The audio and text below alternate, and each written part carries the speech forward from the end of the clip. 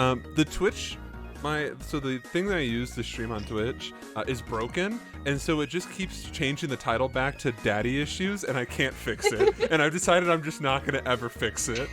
That's funny. We're on session 96 forever now. It's so fucking funny. Nintendo also is no longer coming after my the YouTube VOD, so I think they've given up. You fucker. All right. So, Someone has almost at session 100. Give it to him. let me have it, please, John Nintendo. I've been a faithful fan since my inception. All right.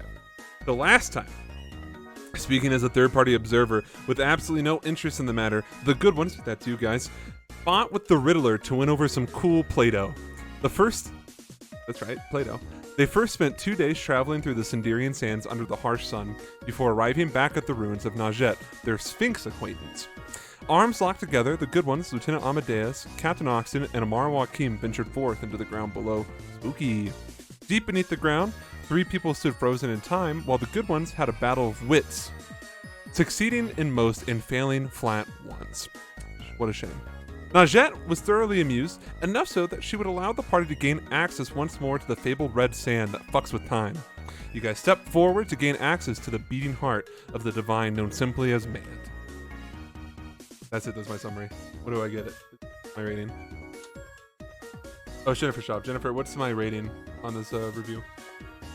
I thought it was great. 7 out of 10. 7 out of 10. The Yeah, scale- you didn't even mention Maeve at all. You're part of the good ones. Oh, okay. Yeah, you're part of them now. I don't make the rules. You name drop every single character. I didn't! I name dropped every single NPC! I'll make sure to name drop Maeve next session, don't worry. Next summary.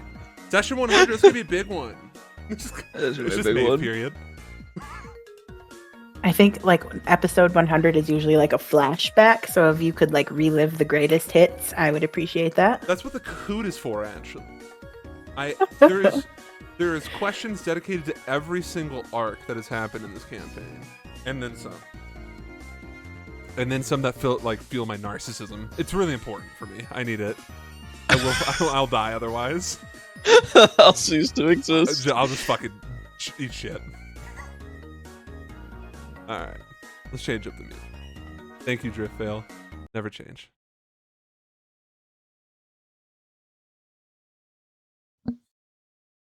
Here's some hold music that I found. Please, God. Never ask Morosowski what happened on the night of Bald Mountain. Alright.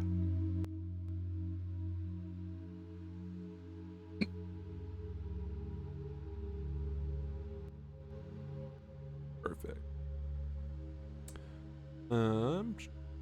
Where the fuck is my Foundry link? Oh, found it. We're good. Don't worry, everyone. We found it. We're good. We're good. Crisis averted. Woo! I would have had to reset everything. Restart the stream and everything. Alright.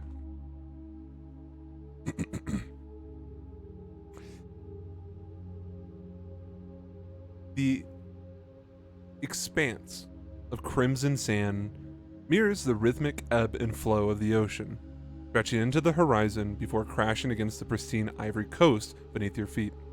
The sky, for the lack of a better term, is an indescribable endless wall of flesh. The sun casts an eerie, sickly red glow upon the group, its light too discomforting for prolonged gazing. Najette's shadow and presence emits from behind all of you. Their gaze aligns with yours, collectively, all of you, surveying the expanse sea of red that lays before you. For 3 of you, you've been here before. Nope. For 2 of you, you've been here before. Yeah. Wait, what happened to the third person? Volka died. She was Oh. was not there. Lamau. Get fucked. Absolutely destroyed. L. So, if Shrine and Arwen, you two, this is not new to you. Balka, you're like, what the fuck? What is up, Richard? Hello, Maeve. Fucking You're also like, what the fuck is going on? It's this weird like pocket dimension. Or Belka this weird and Maeve dimension. slapping each other. Is it real? Is it real? Arwen, Shrine, you know the drill. You get a little bit of sand, or Najette fucking kills you. Arwen, Mm-hmm. remember that time I gave you the special container to hold everything? Yeah. Yeah, you still have that. Okay. Cool. Yeah. I was like, did I ever? I don't think I ever got rid of it, but Swallow it. It was a lead box. If I recall, last time you used Mage Hand and then used the Mage Hand to put it in the lead box. yeah, Or- because I was terrified. Yeah, or Shrine was like, I'll get it for you, LOOTE. And then everyone was like, is that going to be safe? And Najette was like, it will be safe. And then she was like, what if I eat it? And then Najette was like, God, no! I do threaten to eat everything. It's like when the dog has the TV remote. You're like, no, come back! You threatened to eat everything. I threatened to eat everyone. Oh my god. So it's it's the same it's the item that Merlin gave you the first time, Arwen. Mhm. It's just a lead box with a lock. It doesn't take any time at all to get it to get what you want. Are you just gonna use Mage Hand to scoop it in? Yeah. You do have Mage Hand, right? Yeah, I have the mage hand like special feat that Oh, makes right. it like invisible and I stuff. gotcha. That's what I Is figured. the I have the- sand soft? Does mage hand let you feel? I don't think It so. does not. Hey, Shrine, how does it feel? You can feel it. You can go to the ocean. That's okay. Okay, DM, how does it feel? Tatsukai. It's very soft, almost like flour. I want to touch it. Velka also goes to touch it. Do you go to touch it? Like her hand. Yeah. Um, Is this gonna Roll Your it hand, down. the rest of your fucking fingers, your 3-hand gripper. good point. Which hand are you reaching with? Your Lego hand or your normal hand? Well, her Lego hand is wrapped up, so she wouldn't be able to feel it. So, Oh, I so you're feel gonna like- sacrifice the other hand now? is this a bad idea? Is anyone gonna stop me? I saw Shrine do it. She seemed fine. I've also seen Shrine do this cool thing called not dying, and you have yet to do that. So Shrine's like a egg, and she's the yolk. Her body's the yolk, and she's the. Najat, am I gonna die if I touch it? you asking her? Yeah. She chuckles. That's ominous! That's a good answer. Do I have to answer a riddle first? Say yes or no? Sorry, I didn't prepare any riddles this time. That's Najit. No.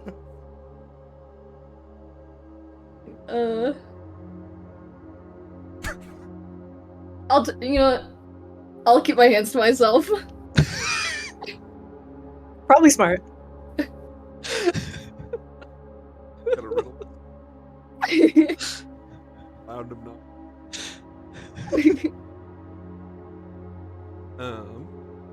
You're gonna keep your hands to yourself. You're Yeah. gonna keep all hands and feet inside the cart. Okay. Arwen, you're also a smart guy. You remember last time she was like, you could take a small amount, and you didn't push it. Do you want to try to push it this time? Well, last time I filled up this thing in a bottle. Do you have a bottle? Let's do that again. Yeah, I have an empty health potion. Do you? Yeah, I do. We drank one a long time ago, like during the I stole it from Volka a long time ago Okay. and drank it. It was before the fight with the Fiend of Terror, I believe. Yeah. Oh, sorry you got smacked around. It shattered in your pocket. It shattered in my pocket. No, don't worry, it's reinforced glass. Pulling glass out of your thigh. Yeah, That okay. suck. Jennifer, she's gone.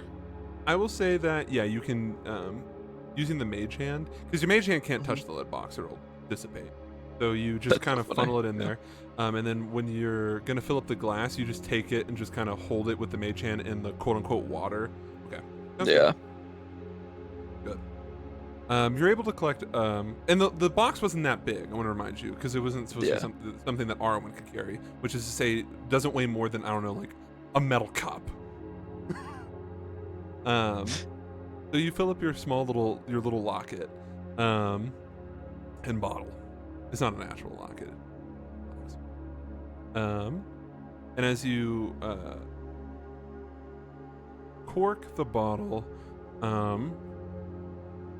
Najette, Najette's voice still behind you, Arwen. Are you satisfied? Looks to the party. I don't think we need anything else. This is all we need, right? She didn't say how much she needed, did she? She just said the same amount as last time, which was this box. Yeah, I think that's sufficient That's then. Yeah, that's good. Once again, there's this flash of light, and you guys are standing once again in the ruins. This time it's a bit different. First of all, you're all standing shoulder to shoulder. Not actually shoulder to shoulder, but close to one another. Sorry, second. And your 3 traveling companions are no longer frozen in time. You can see them standing. Second.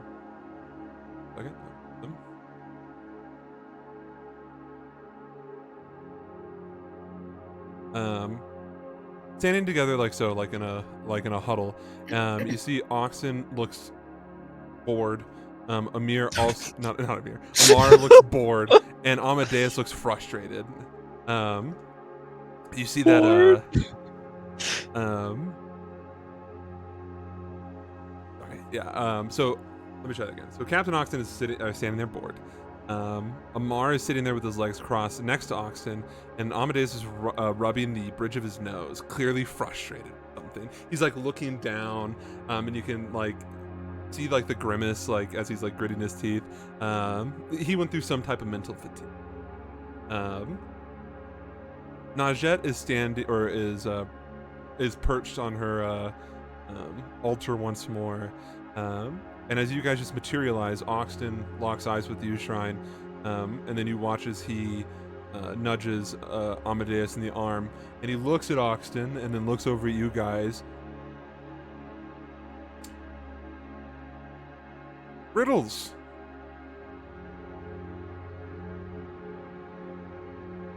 Exactly, Lieutenant. Riddles. This was awful. Well, we got the sand. Were you also in a life and death game? Oh, we did that the first time we came here, but this is our second time, so we didn't have to do that part. Who carried your team last time? I think most of was us pretty- contributed. Even distribution of answers the first time.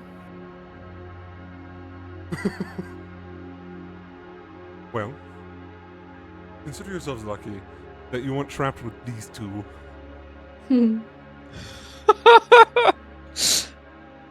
I'm just lucky She we did- lived.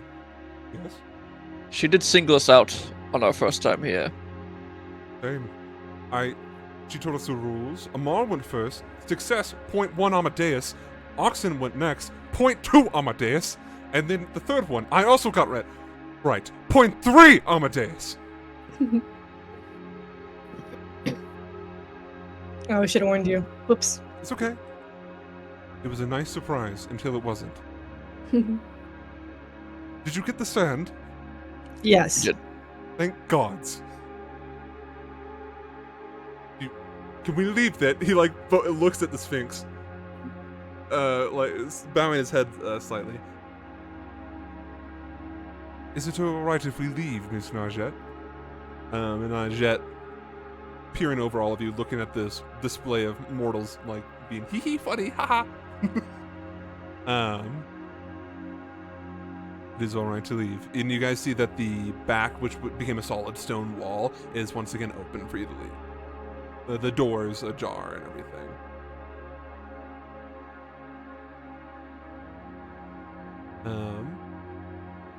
Amadeus gives her a bow, and then begins to speed walk away.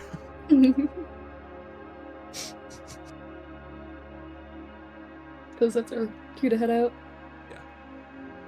Alright. Velka will shout out as they're leaving to Najee. Thank you. She just gives you a very simple nod.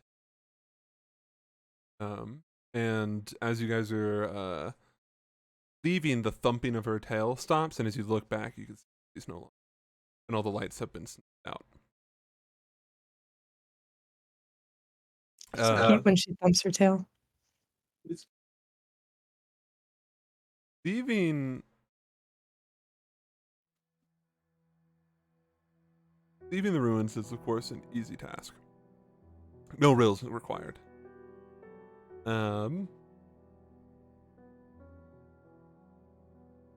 As you guys are walking out of the ruins, my apologies. Amadeus looks to you, Arwen. I assume you have this mystical red sand. Yes. Good. I will make sure that nothing bad happens to you. I think it'd actually better be with Oxton, considering it's in a lead box. It's rather annoying for someone of my talent. Right, I can see. Okay. Oxton steps forward, holding out. Go, Captain. Takes it. You watch as he kind of weighs it in his hand and then tucks it, not like a football, but resting it. That'd be funny. No, but resting it against his side as he's walking.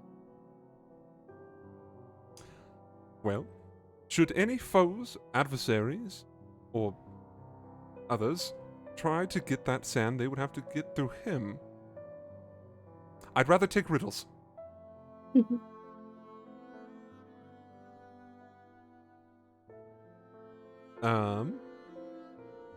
I have to say, pleasurable experience outside of the riddles. How many riddles did you guys get right? All but one. If only you had someone smart on your team. Then you would have gotten all of them. Tell me, what was the riddle you got wrong? It was about a fly on a map. Huh? That is the opposite of how you tell a riddle. Did you just give me the answer? Do you want me to say the entire thing? Not anymore. She did just give you the answer. Not very fun. You ruined it. I'm gonna try to figure it out. It's fine. Okay, my bad. Well, it's not my bad. Okay, I didn't even want any riddles anyways. Crosses his arms.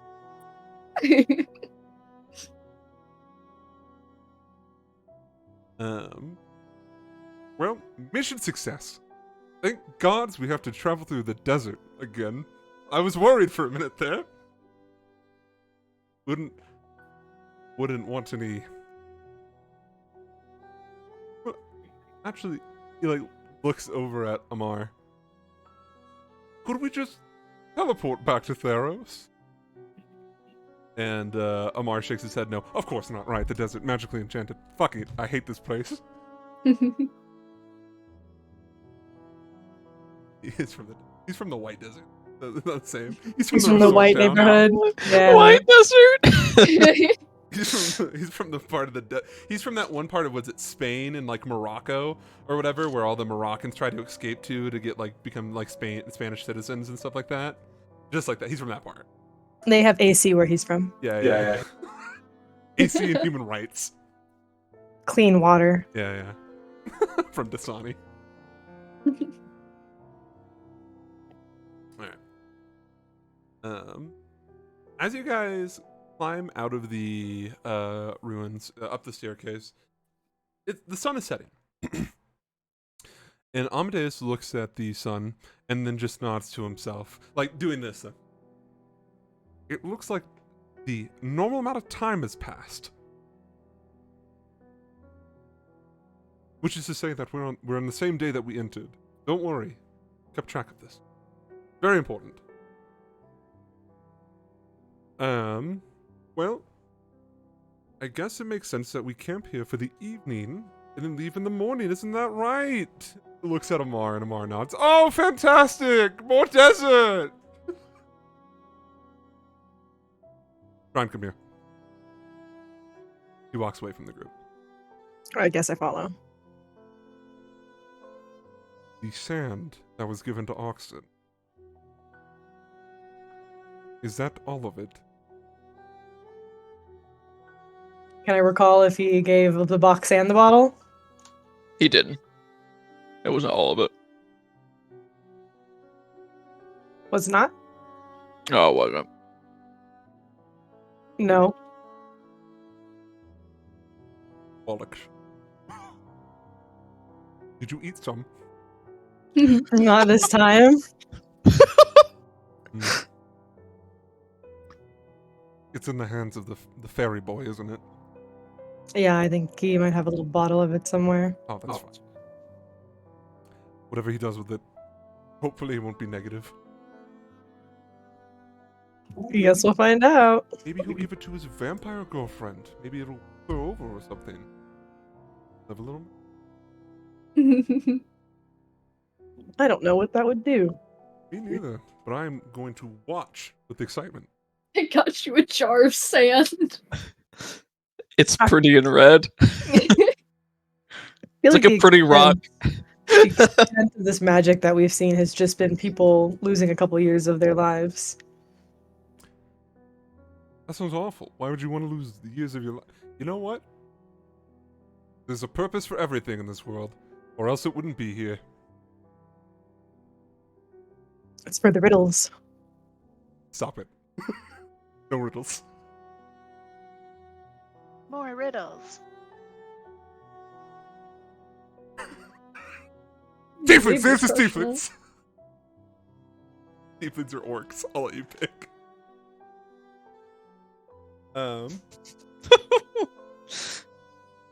Alright. Thank you, Lieutenant Shrine. He crosses his arms and then looks at you, Volka. Velgal, come over. He meets you halfway. Okay. We were just talking about Yes. grown-up things. Don't worry about it, it's not for you. Alright. Was Since we're setting up camp, he looks around in this wonderful ruins. Let me see your hand. the non-bandaged one. Oh my god, sit down. He brushes off like a little fallen what's the word? Column. Oh my god, what? You don't have to do that. That was not required of you. Hold that like a C the entire time. Kids are weird. Really weird. Alright.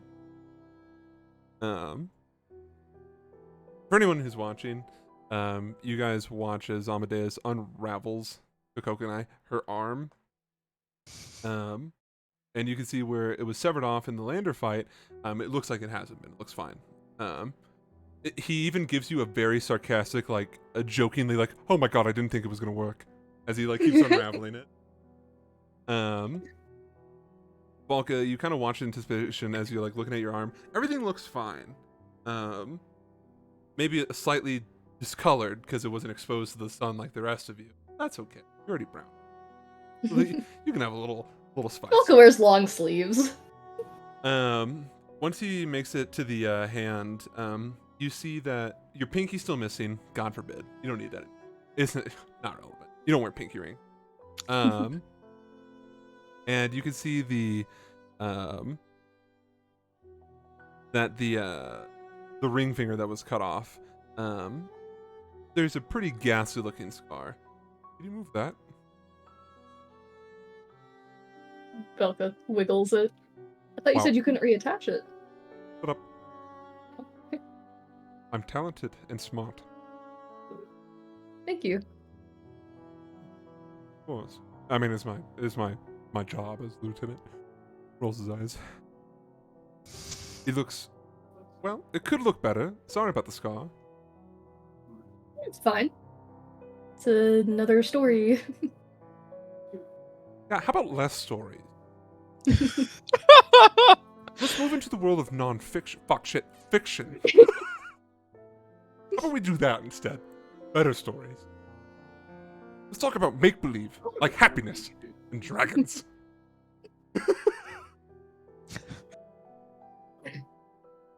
But in all Speaking of seriousness, dragons. don't you make a dragon these nuts jokes. I've heard them all from my students. No. I was gonna ask when we're going to be talking to those families that Arwen needs to speak with. Fucking no. Why are you asking me? You're my lieutenant! You think I know anything? The last person you should have asked. I didn't even know this was an option. All I saw was you losing your arm, and then I reattached the arm, and then they said, we're going into the desert. That's what I was told. Okay. What do you mean? Okay, run this back. Arwen! Huh? Arwen, come What? here. Yeah. Hey. You want to meet with dragon That's me. families? Yeah, that's the plan. Okay, which... fuck. Which of the dragon families, sweetie? Whichever one Slies knows the best. Whichever one they're there. Okay, follow-up question. Sly? Question Mhm. mark. No, you know him. I don't know him! Was he at the funeral? I don't remember. Should have briefly. Did drop off alcohol. And I Amadeus dropped off a lot of alcohol. And Amadeus was fucking trash. So. Okay. Mm-hmm. Oh. Alright. Yeah, Okay. Sly was the dude that met us by the port who brought us Amar. Oh, Usually has ears and a tail. most people have ears. Like Huh? like big ears. Fox ears. That's... okay. So, you know a fox man named Sly who's gonna get you in contact with dragon families. I once again am asking, which dragon families? Whichever one he knows the best. Right. Of course. Whichever one shows up. I don't know. I don't know them. I don't know anything about them. Okay, let's backtrack this. There's dragon Backtracking. families Right. all across Praith. Which dragon families? Dragonborns? Dragon Oh. sorcerers?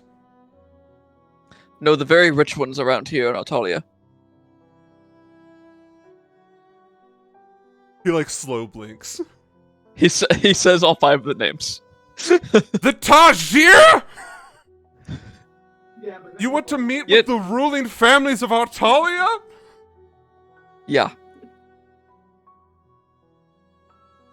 Arwen, sweetie. I don't think you understand the political power they have. Nope. Do you even... What are you gonna... Okay. Do you know what you're gonna ask them? I have an idea. Okay. Are you gonna say it in a way that won't get you executed? Probably. Okay.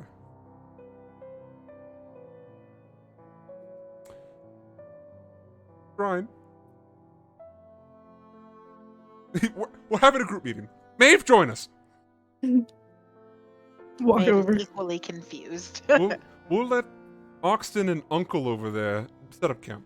Alright, he's sitting there crossing his arms. Sly. Who is Sly? Shrine? You're the smartest person here, clearly. Tell me, who is Sly? Well, for starters, I have a pact with him, Mhm. so there's that information. Fabulous. His name is Sly Gammon, Oh, and he's a kitsune, right. to be more specific. Mhm. He runs a large gambling facility, amongst other things, And under the city. under the city.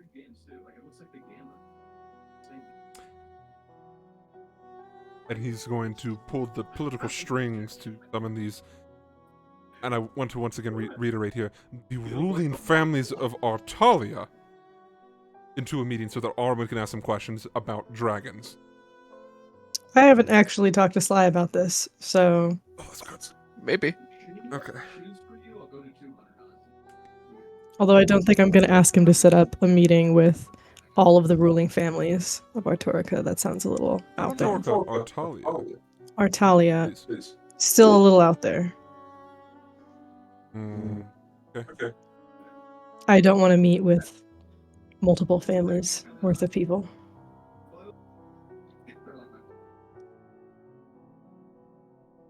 They are secretive. You'll probably have to convey to make sure they answer your questions. They have to determine whether or not they're saying too much, so on and so forth. Okay. So, Arwen, buddy, That's me. Hey.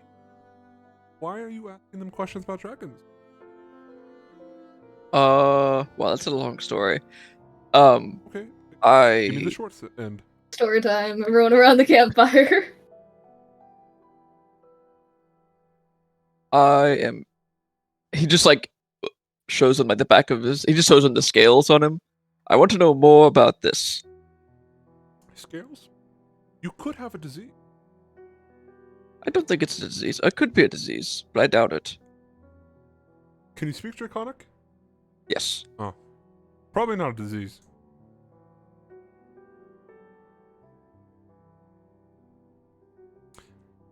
So, you want to ask them about why you have scales? Well, I have a general idea of why, but I don't know what to do about it.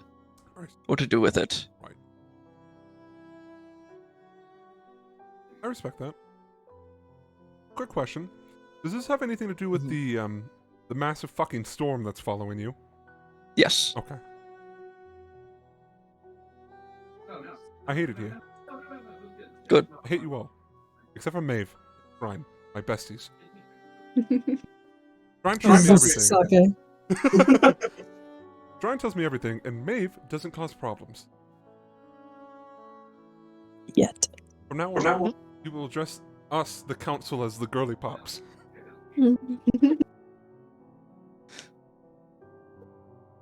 Okay, I understand. Well, since I have everyone gathered here, look at my work. He's like doing best in show of like Volka's arm. Look, I reattached it. Look at that. Look at her. Stunning. Looks good, dog. Maeve wants to be supportive of her girly pop group, so she's like, Thank yeah, you. Thank you. Oh, incredible. thank you. Oh my god, this is the most support I've ever received from this group. Oh. But then you Yeah. also see her look at Shrine like, What is Oxton doing right now? He's setting up camp with Uncle Amar. He seems, busy. He doesn't care what's going on. Okay. He's focused on his one job, protecting the box. I have a Moonlighter nickname to submit, so You can go approach him. I will. Um, What's he doing? you can see that he's put together a small fire. Different than the fire we were all just standing around. There was no fire over there. Proverbial fire. Yeah, this one's a for real fire. Minor illusion. Very nice. I want to let him know that I have a Moonlighter nickname to submit for Amadeus. He looks at you, full attention. Aye. The surgeon.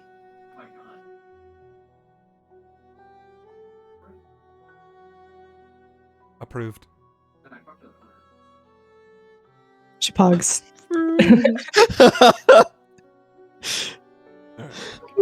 Very cool, Dad. Okay, bye. where's Go back Volker? to doing this. He's with you. She's standing right next to you. He's doing the best in show with her arm. Okay. You know the one video of the guy who's holding the cat just like this? Yes. Yeah. I'll rejoin the group.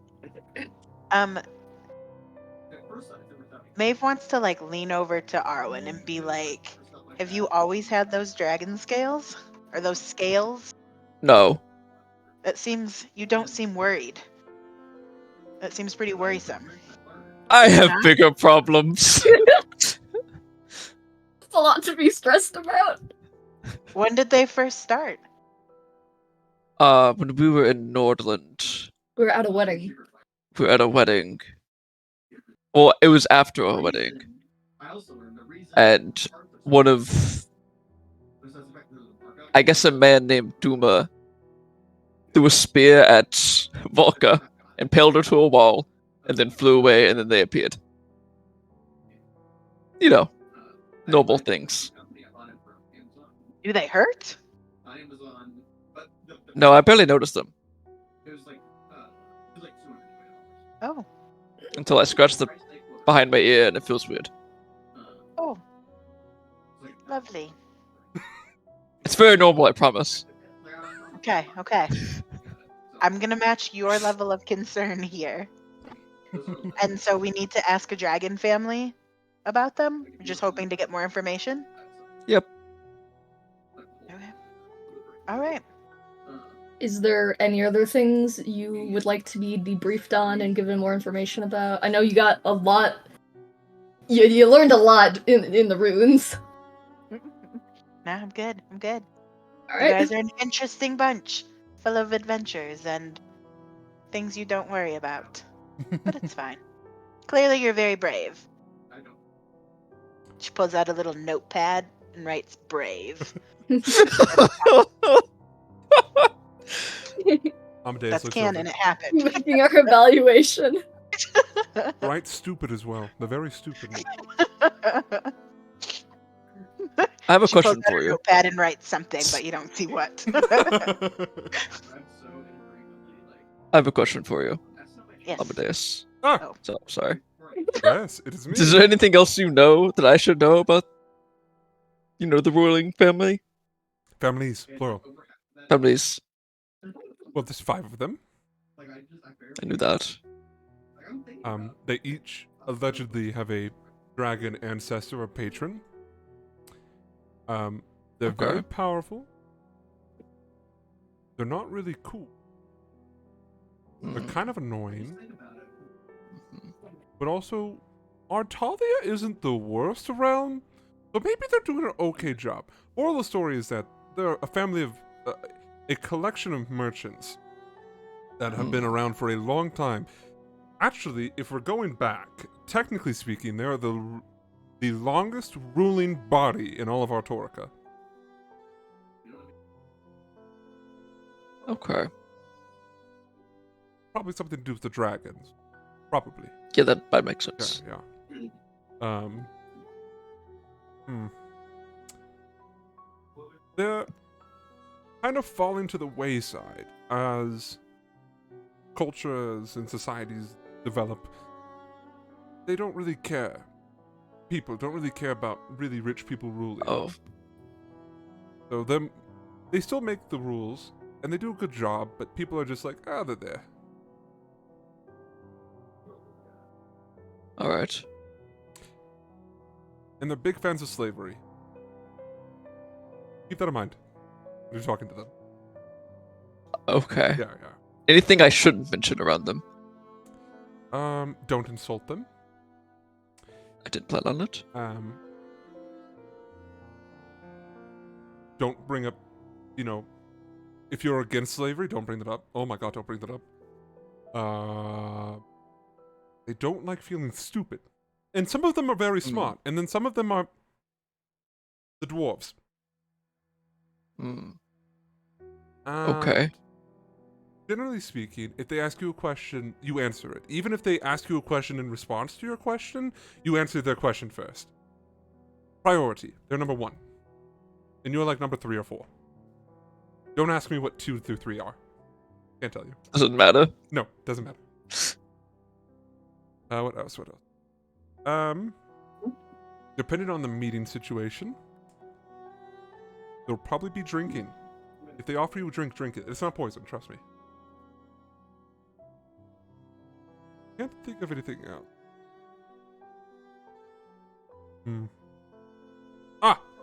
And don't try to pit one family against the other. They're smarter than that. I didn't plan on that either. I just want to have questions answered. 100% I understand. Just be careful, because the rich will ruin your life. Or whatever's left of it. Okay. And... oh yes, avoid talking about the Sovereign around. Although they're underneath him, they don't like that. They don't really care that he's above them, but they don't like being told that there's something above them, because they think the only thing that's above them are dragons.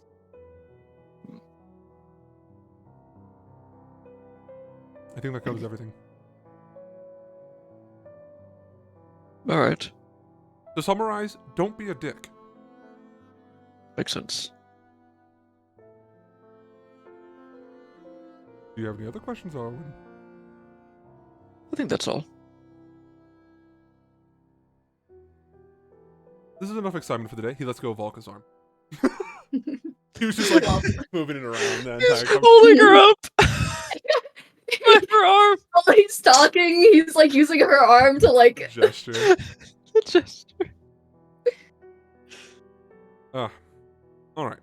Well, how about we think about our questions carefully, Arwen, for the next couple days. And we'll see how this goes. Oh my god, I forgot the biggest thing. If you think it's funny to make fun of their names, don't do it in front of them. Make sure you have the pronunciation down to a T, because even if you don't mean to mispronounce it, if you do, they will kill you. Putting that in bold letters. Wait, what are the names? I can't tell you the heads. And I'm also going based off my memory. Mm. Albalatin, Yasin, Sif, Eris, and Nuhas. Easy.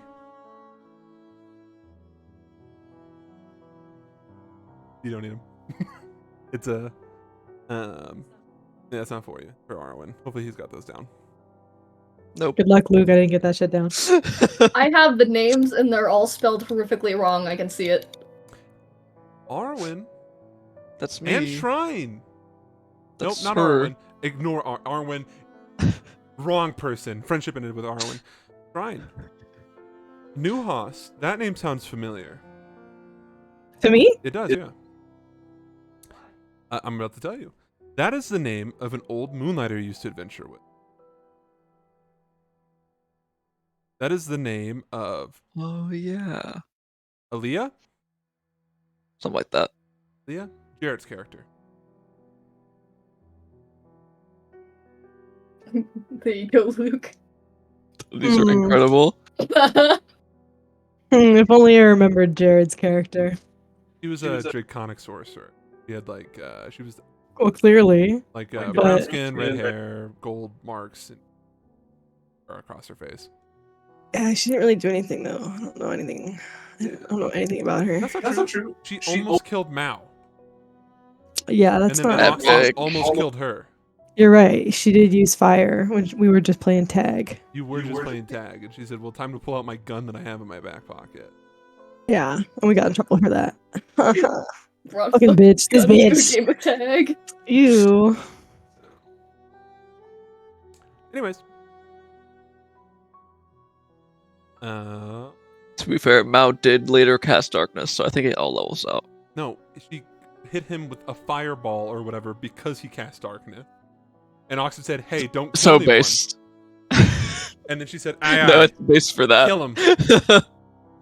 No, it's a non-lethal fireball. Right.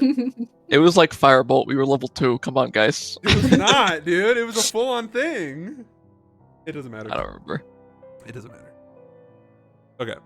Let me make sure. All right. Are there any other questions for your fearless lieutenant, me, Amadeus? No questions, but I have an announcement. What is your announcement? Your Moonlighter nickname henceforth is the Surgeon. That's actually really sweet. You did really good work. You. God. I want to thank the Academy. The Conservatory, my apologies. I want to thank Volka. He was truly just a wonderful model. Bested show. Bested show. Well, don't. I'm just happy that we were able to give her all 4 of her fingers. That's going to be really important to her little girlfriend, I'm sure. All right, good night. Walks away. Alright. All right. Arwen. Hmm. Do you want the potion I got from Vinette for this? It will make you more persuasive. Or perfume. Some It's a liquid in a bottle. Where's my character sheet? It's perfume. You shouldn't drink perfume. Can you I should- help with it? It's perfuming. Advantage on persuasion. Because you smell sexy. Cool. They're gonna be like, damn, dude. Damn, this guy smells good. I can trust him. I could trust Oh, I him. see He smell corrected. nice. Potion of bewitching. Oh, Perfume of bewitching. Jeez. yeah. For the duration, you have advantage on all charisma checks directed at humanoids of challenge rating 1 or lower. Well, I didn't know the specifics of the perfume. Let me look here. I don't they're know. just people. No, actually, you're okay. Nobles are underneath that limit. You're fine. Okay. Let's go. We can beat up rich people. Eat the rich. I'll hand that over to you, and I will erase that from my inventory. It lasts for an hour, so you'll have time to put it on whenever we go into the conversation. Okay. Was there any other conversations that needed to be had? Arwen needs to tell me which family I can ask Sly to meet with. You really just want to be like, hey, whichever.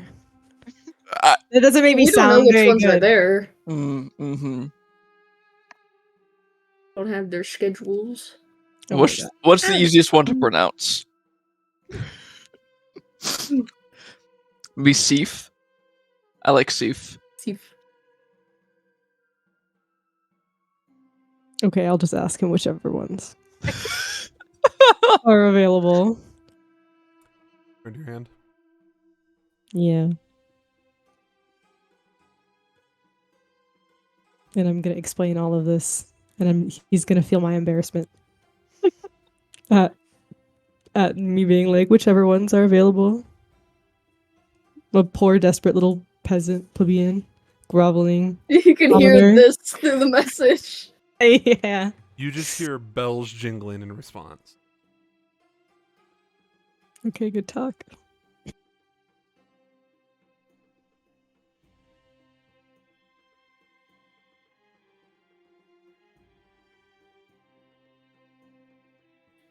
So you guys go to sleep for the evening.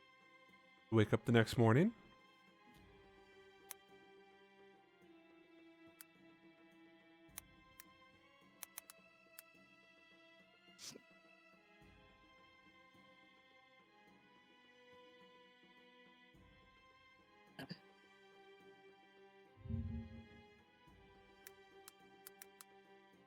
I'm looking.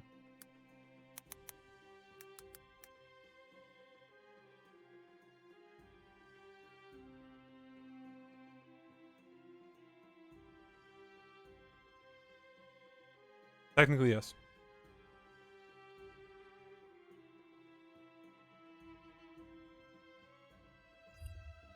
Yeah, you can.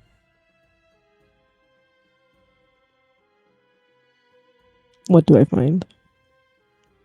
Nothing out of the just normal adventuring gear. Snoop through Amadeus's bag. Close, but no cigar. Okay. You could even say it's a bit suspicious how simple it is.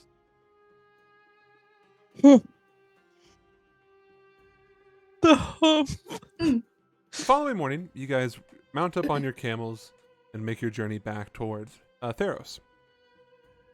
If you can believe this, it is identical from the journey away from Theros, just in the other direction. Can I call my girly pop while we're on the road? And yeah, then you can call up Sloan. Sweet. Or I don't know referring if to you want to like Amadeus, roleplay it 'cause it's out. Girly Pop. My girly pop. Oh, I see. I don't know if you want to roleplay it out. It would be basically Velka like telling her that like, you know, we're all safe and sound, we're heading back to the city In the now. middle of the fucking desert. That's Yeah. nice. I can introduce her to Maeve. Sandstorm in the background. So, Maeve, you just see she has like this box with like this floating mirror in it. She's using it like someone's FaceTime.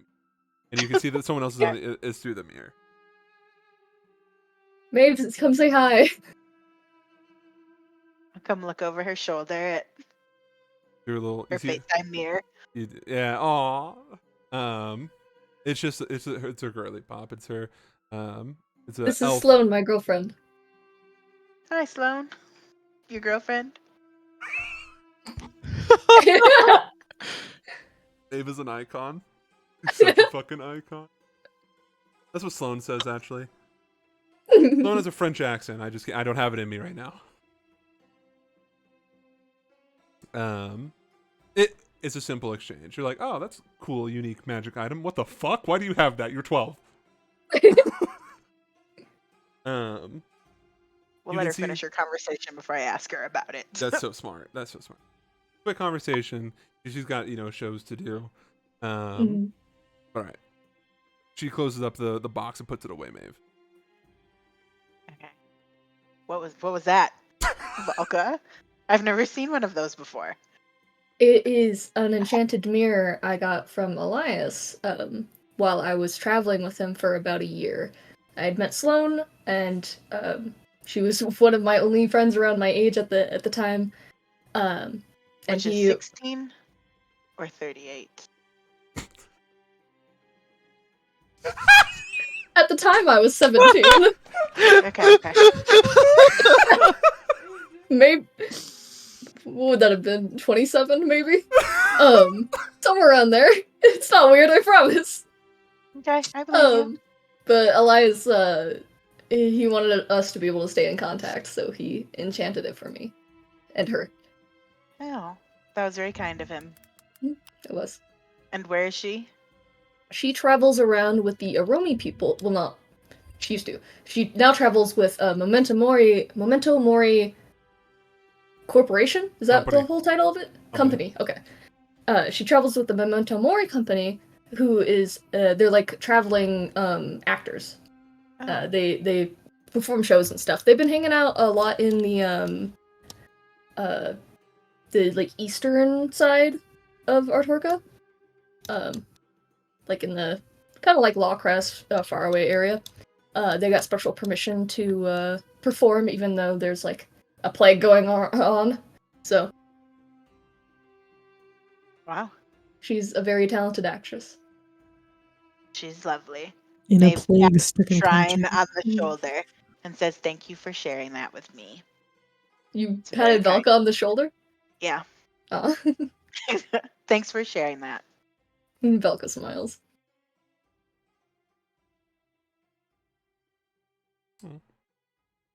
Hey, Amadeus. I want to kind of right up next to him. That's all. I was thinking, what do you think that Merlin's going to do with that sand? I think it's something incredibly stupid. Hmm. That is typical mage things. Not all mages are stupid. Some of us are smart with our experiments. Others, you have Merlin and Elias. A little ambitious. 1 for 2, baby. If I were to take a guess, she's probably going to try to do some type of enchantment or something to maybe reverse the effects of the curse from spreading. If I had to take a guess. How she will go about doing that? Not a fucking clue. I, on the other hand, have a much more devious plan in mind. Arwen, my dear boy, you were once a fascist. That's me. That is correct. Good, perfect. I'm gonna need your help in the future. Remember that time a couple days ago when you asked me, "Hey, Amadeus, that That's was- you. You talk like Perfect. That's a perfect recreation. Yeah, that's me. that. well, you asked if there was something you could do to help. I believe there is. I want to poison her Yeah. Okay. with beams of radiance. Mm-hmm. Here's the issue with that. Typically, that kills people. Right. Typically. So we have to find a clever way to bring it up to her in a way that we don't go, "Hey, we're going to try to kill you."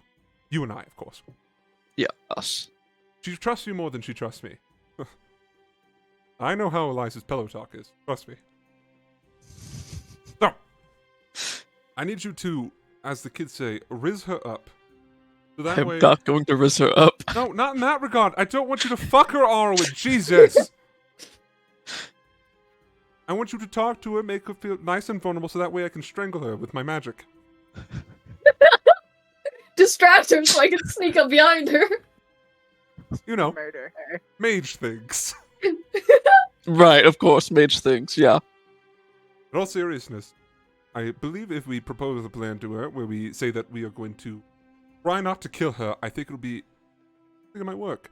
Downside, she will have both the consuming and the cleansing rod. Upside, she'll be unstoppable. Downside, she'll be a target. Downside, she'll be a target. Upside, she won't die. We did it. Well, there is one way. Immediately. Immediately is the correct answer, yes. Right now, she's slowly dying. I would like to make that an even slower death. Wait. I guess technically that is the correct term. Yes, a slower death. And then, Well, I did keep an extra bottle in case we wanted to experiment with it and do anything with it. And I Okay. like show them the... Yeah. oh, that's nice. What a precarious item you're carrying. Thank God no one could just smash the fucking bottle and there wouldn't be just red sand all over the place. I could alter the very fabric of time and reality, Arwen. It's fun. Just put it in your bag of holding. I respect that. Okay. Alright. Have you touched it before? No, should I try it? He No. uncorks No, it. Kidding. He recorks the bottle. Stressing this man out. Actually, Arwen, tell me, how familiar are with Jesus, fuck. How familiar are you with the arcane arts? Fairly familiar. All schools of magic? No. That's fine. Tell me, what do you know about the transmutation school? Quite a bit, actually. Well, that's good.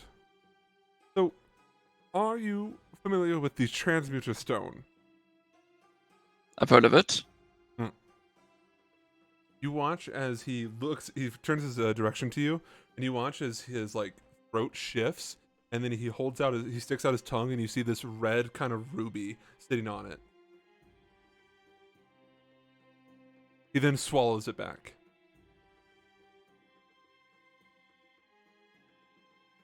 I believe that I might be able to make a transmuter stone out of the very sand.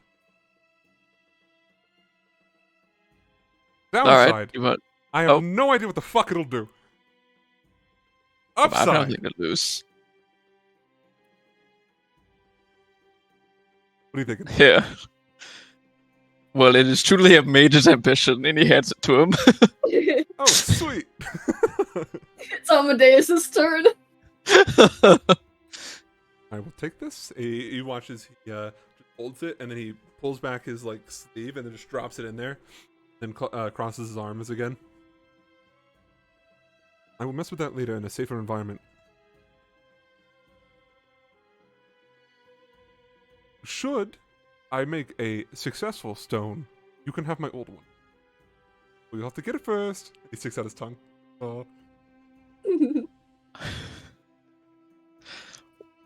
Thanks. Cool. Well, this was great. Moral of the story, Arwen. Are you willing to help me maybe kill Merlin? If it means that we have a chance at saving her, then yes.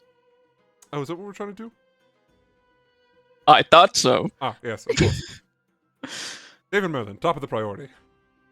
No, our priority is the Tajir. Everything is below that. Ah, yeah, of So course. it goes Tajir, Merlin. Priority number 3, Arwen. We'll figure out what priority Right. number 3 is later. All right. Do you have any other secrets you should tell me? No. Do you have any secrets you don't want to tell me? I don't know, actually. None that's come up to mind. Actually, a vampire? Yes. She cool? Well, to me, she is. Nice. I respect that. Could she, like, snap you in half if she wanted to? Most likely. That's fucking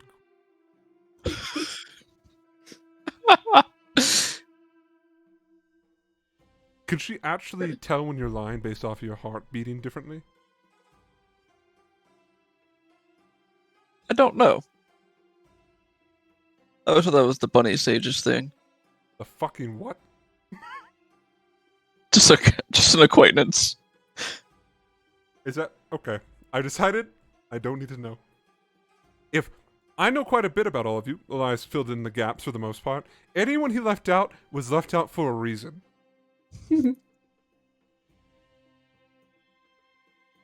Gagging silently in the corner. All right. Well, we still have several more days of traveling ahead of us. Should you have any secrets you wish to tell me, let me know. In the meantime, Arabian Nights. Arwen, don't forget to talk to your buddy. Yeah. I don't know if I can do that while on Camelback. One of us can hold your arm. Can't you genie yourself into your... Yeah. What are you gonna do about the camel? It's a camel, it'll follow us. Do you think it wants to just be left out here in the desert? I don't know. I don't know the camel's prerogative. You don't understand. The I'll elves walk like and I'll being hold slaves. both of the reins for yours and mine.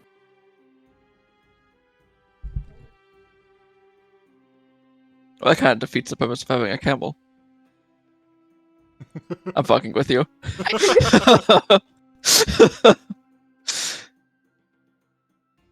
Yeah, that sounds fine.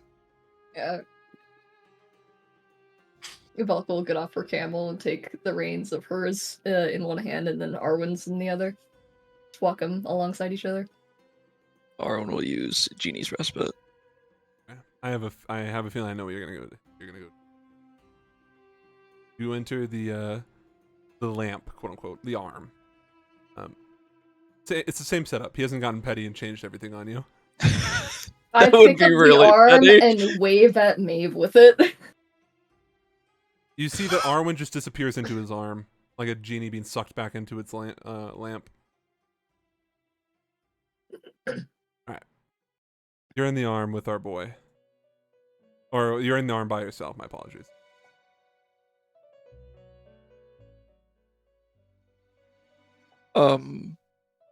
Hello? Magician?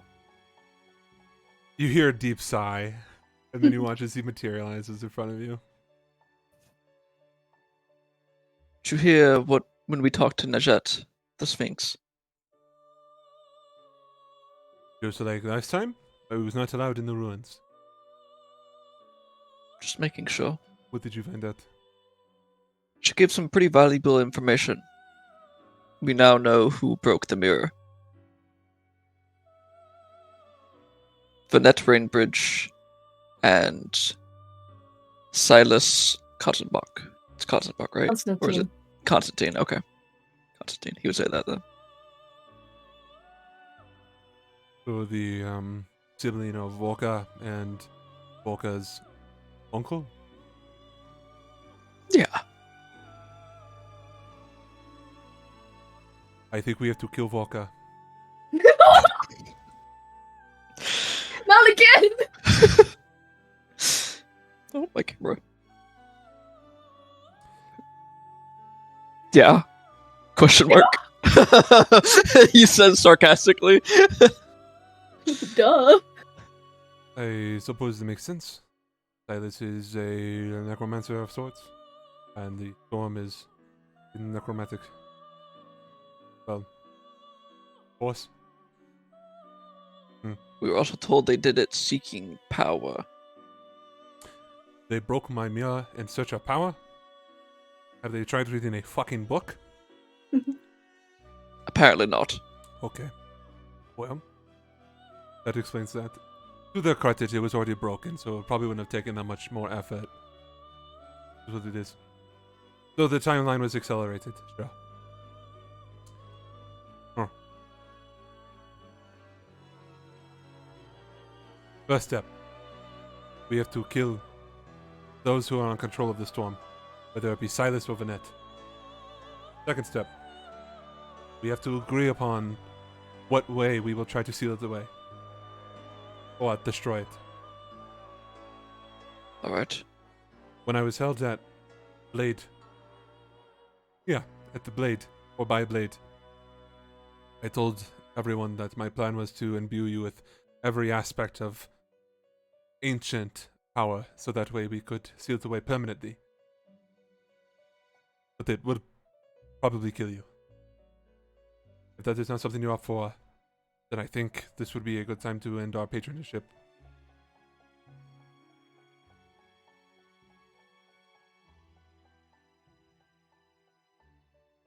What about the consuming rot and the cleansing rot? Has any magician ever tried that? Using that combined together, doesn't that give someone a lot of power?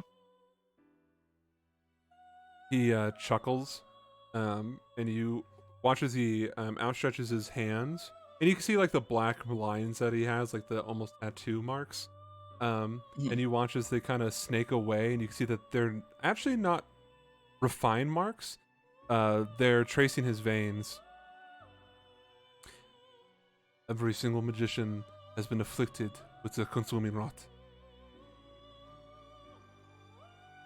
That is what is allowing me to have you alive right now.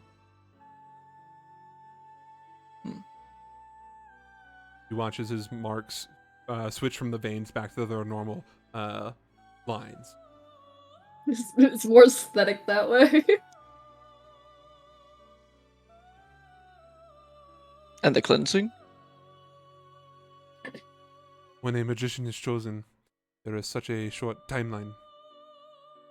Also, radiant magic was not as prominent as it was back in my time. It was mostly wielded by the divine. So to get purposely afflicted by it as a magician, you would have had to piss off as a divine. It seems like the same idea as the consuming, is it not? We all got the consuming rot after we had sealed away the I see. storm. It was because of our magical exertion. That's why we got it. Also why we all die.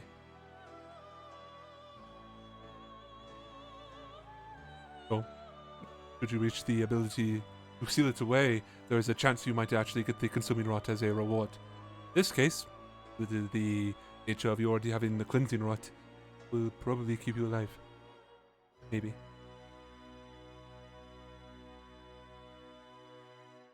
But, as an act of transparency, should you dispel the storm permanently, there is a good chance that the artifact, the arm that you have bonded with, will shatter.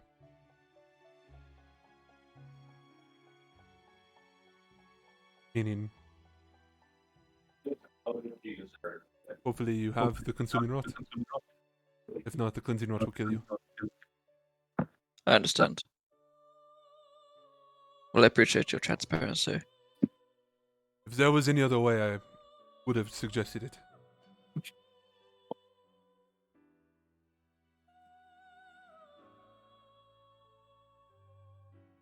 So, what do you say? Should we try to combine all the elements together? So that way, we might be able to permanently kill this thing at the cost of one more life?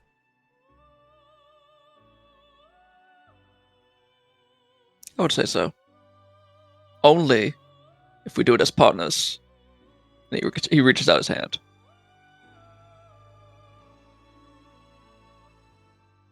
He has his arms crossed and he looks at it. He raises one eyebrow. I am not doing this for you. I'm not doing this for myself. I'm doing this for the other magicians who are still bound to the arm. It was never about me.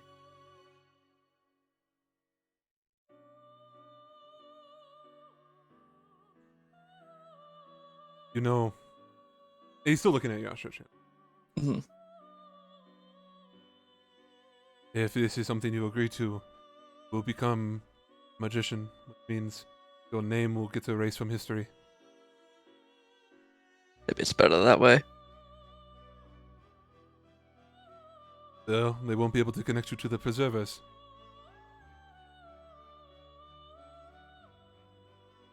Something like that. He untucks one of his folded arms and grabs a hold. It's warm, like sand.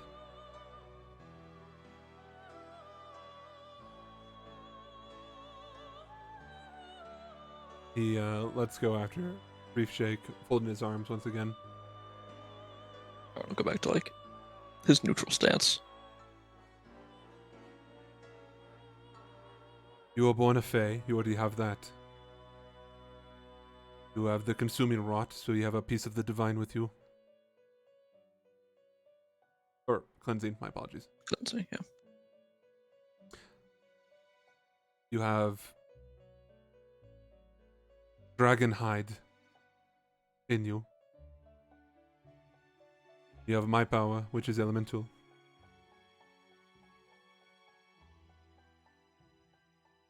I think the only next step is to awaken draconic power, and also maybe just get a dash of infernal magic as a treat. Alright. Should I get more elemental? Should I try like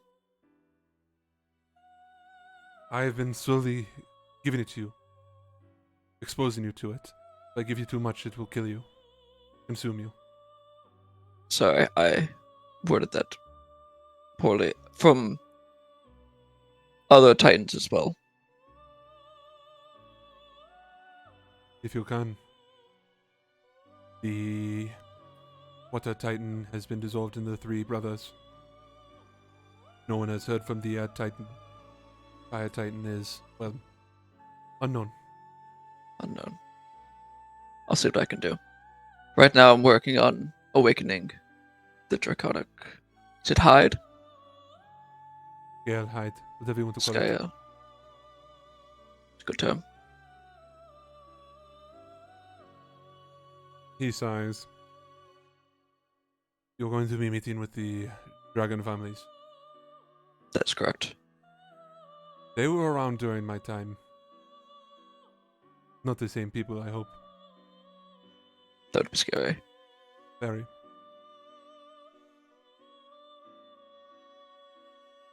Tread carefully. I will. Thank you. Anything else? I think that's all the information I have. Likewise.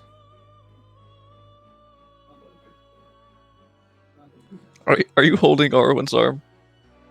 I think she probably would have tossed it back up on your camel by now. Okay. It's really funny if you're holding it and he disappears. But he would appear back and hang up a Draped over camel. your Yeah. camel. How was your chit chat? It went well. It usually doesn't. That's good. I know.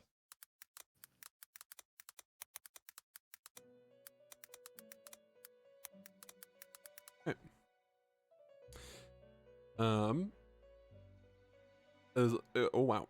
As long as nothing else, you guys make it through your travel, your stint. I will ride up to Shrine, and I will tell her of the discussion. So I'll like let her know what happened in there, but secretly. We're making changes in 2024. We're to communicating. let her know. Just all of it. Just all of it, just like what happened. Wow. So that you know, Lieutenant. And they'll do like the moon glider salute and then ride backwards. Or slow down, I should say. That's embarrassing.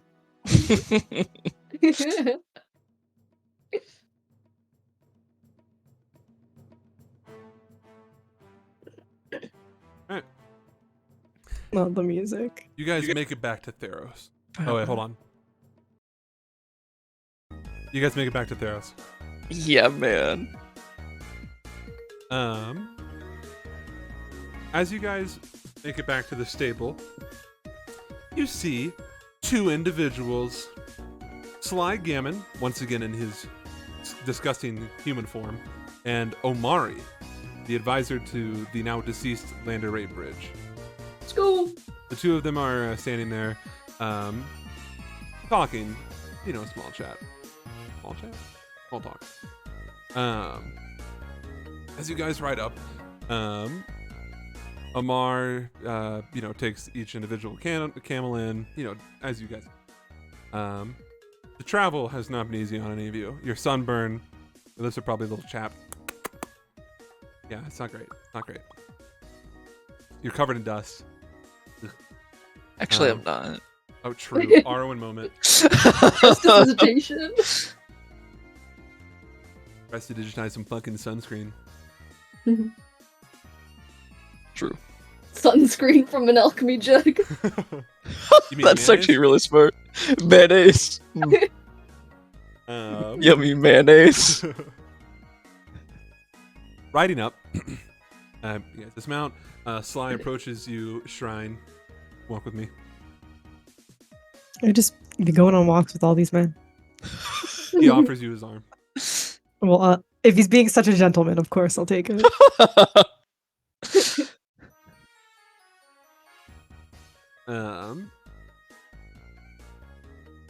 It's good music for the city. He walks you away from the group. Not super far away, but enough where they can't hear you. You want to meet the Tajia? Not all of them, probably.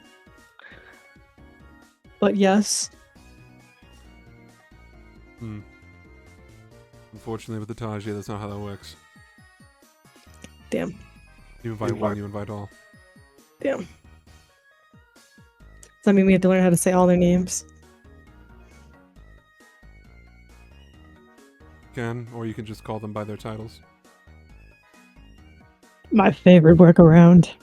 That's awesome. I was like, can I just call them out? What's their title? Yeah, I don't know their names or their titles. Alba Latin.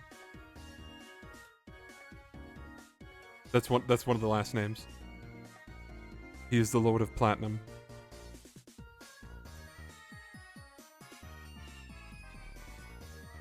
I feel like I'm having an aneurysm. Why? What's wrong? He's the Lord of Platinum. So that's what we'll do from now on. Yeah, Nazir Alba Latin. Latin, not Latin, my apologies. Latin. You said that's the Lord of Platinum. He's the Lord of Platinum. I am. Kavrala. Oh shit. Yasin.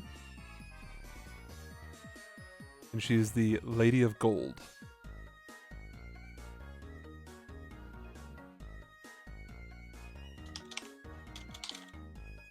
Urzeth Sif is the Lord of Silver.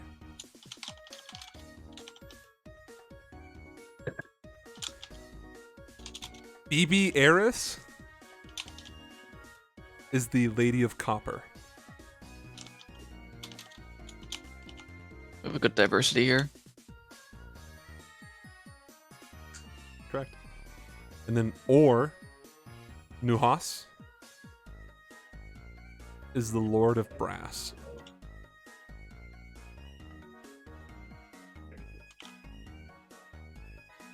Shrine was taking notes with her quill and ink and really shitty handwriting. I missed the first names of Yasin and Sif.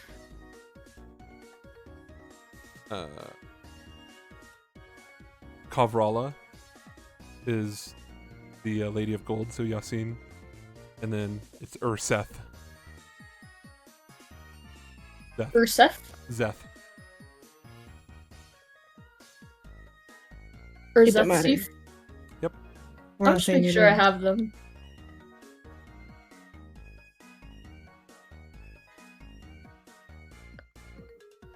Now, Shrine. Okay. I can have them arranged in a day to be here. Fortunately, I will be using blackmail. Whatever works. We were like, don't insult them. Immediately, I'm using blackmail. Well, I trust the man. Okay, this True. is his turf. This is his business. This is business. No, yeah, it's just funny. I'm gonna tell you what to not bring up around them. Is what to not bring up exactly what you're bringing up to get them here? He smiles.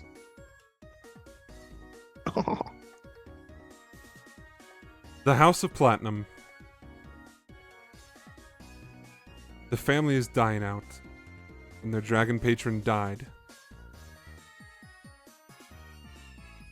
They're the head of the Tajir, and if any of this information were to come to light, they would fall out of power.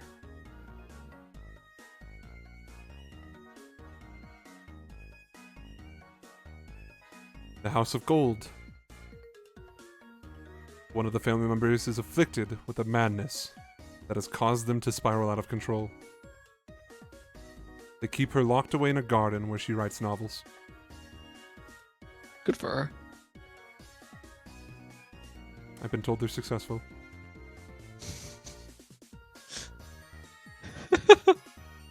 Hold on! Is that the author of my book? The House of Silver. Their family mine is running dry, and they're outsourcing silver from others by ruthlessly taking over smaller mines and keeping them secretive. They're one of the leading suppliers for the Kingdom silver coins.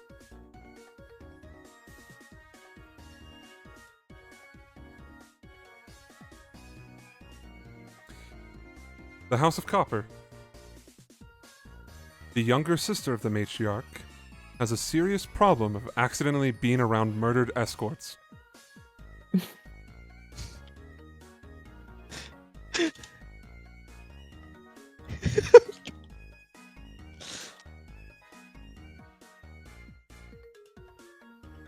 The House You of said that's Copper. the little sister? Or, sorry, the House of Brass. Yeah, younger. The family is plotting to win over political favor by exposing the lies of the other houses to the public. But they have to wait for the right moment. They are my partners.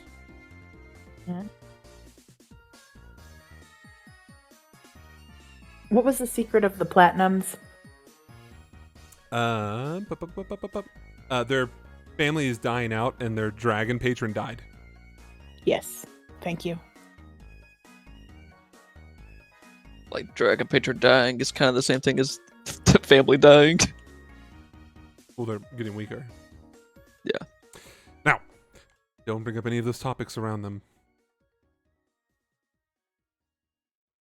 For sure. I've made it clear that I have intentions to speak to them, and now I will gather them for a meeting. I've also made it clear that they shall not lay a hand on you. So if question goes wrong, the other three will die. I will make sure to convey that knowledge to them when telling them Don't what not bother. to say. You have any questions?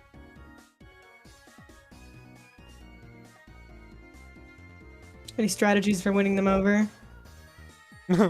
Besides blackmail? No, Okay, you're too poor. that's valid.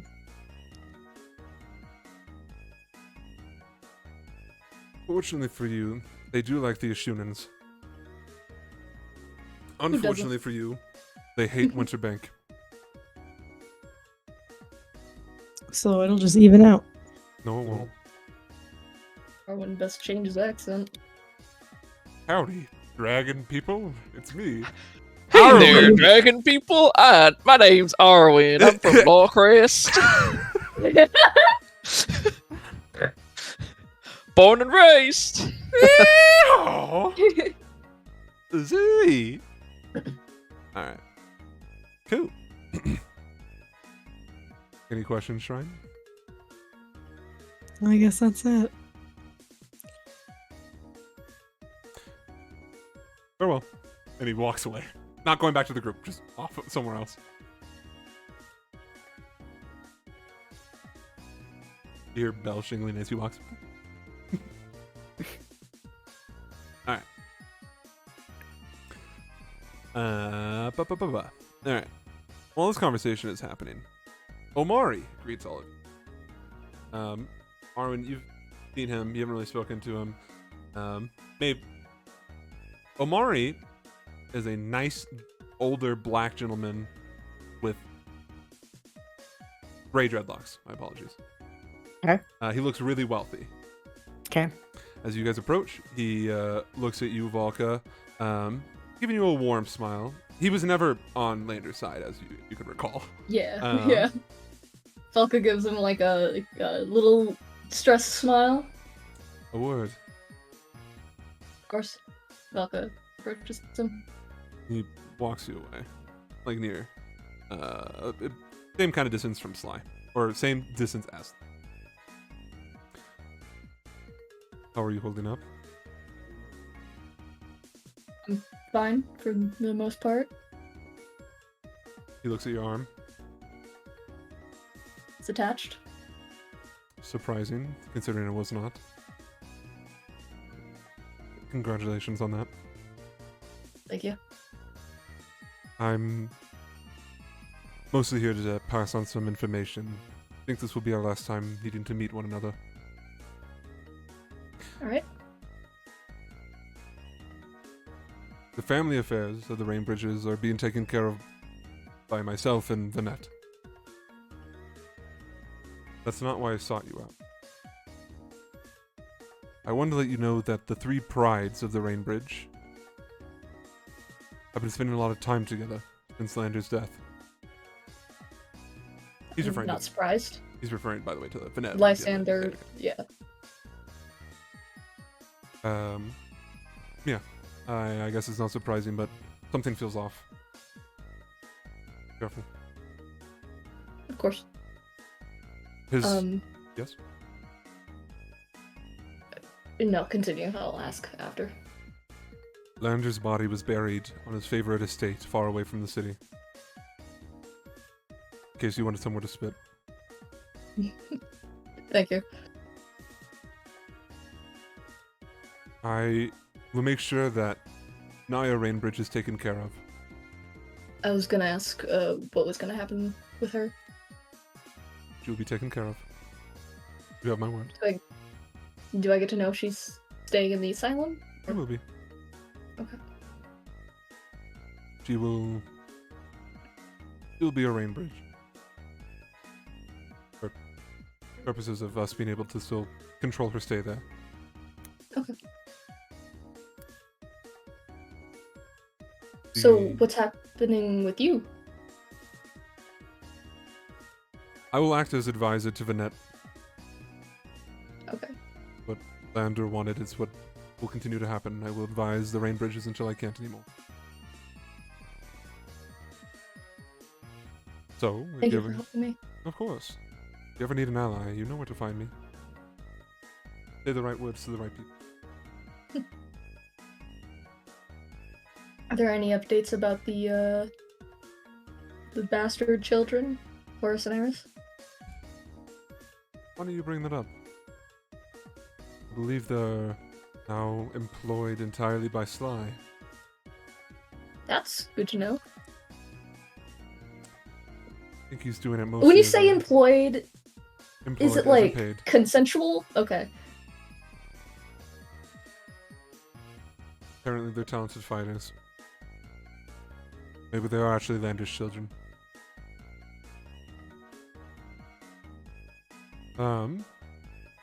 The rest of the family is taken care of as well. You know that there were no casualties the evening that the estates were attacked. I think that just about covers it. I assume this doesn't apply, but for whatever reason you need a political ally or you need funds, let me know. Of course, if you need anything from me either, let me know. Fine.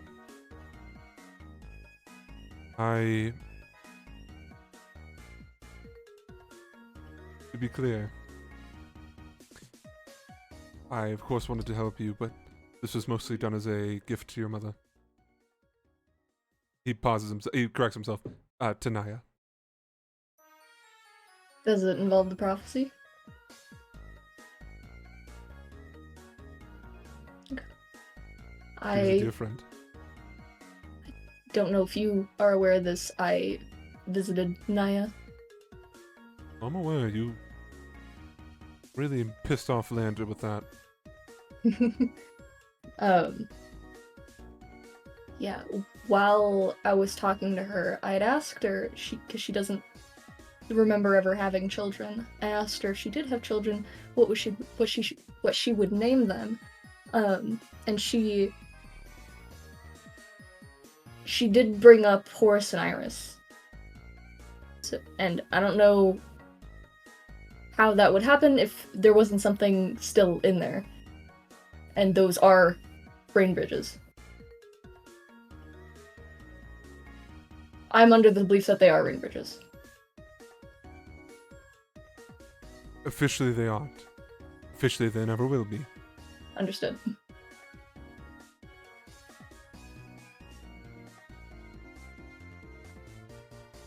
Unofficially,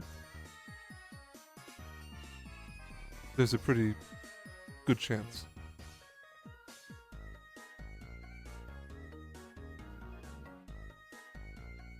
Do yourself a favor. If you're ever back in the area, far away, visit Naya. Alright.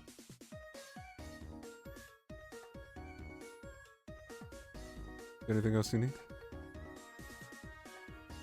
I don't believe there is. Best Thank of you. luck to you. Best of luck to your You too. friends.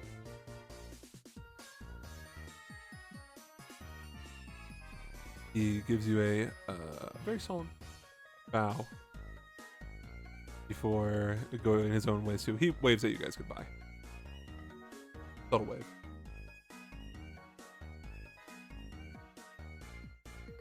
Right. But we'll return to the party. Say that he wished us well.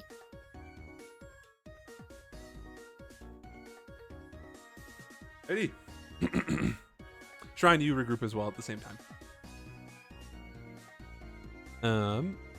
You guys collect your things from the voyage. Amar looks to Oxton, and Oxton like reaches for a coin purse, ready to pay him, and Amar like holds out his hand and shakes his head no, and then Oxton like, looks at him really confused, and then looks at you, Shrine. How do we pay him? Sir, how do we pay you for your services? They're taken My care dad of. trying to give a tip to in Japan. Amar holds out his hand. It's taken care of.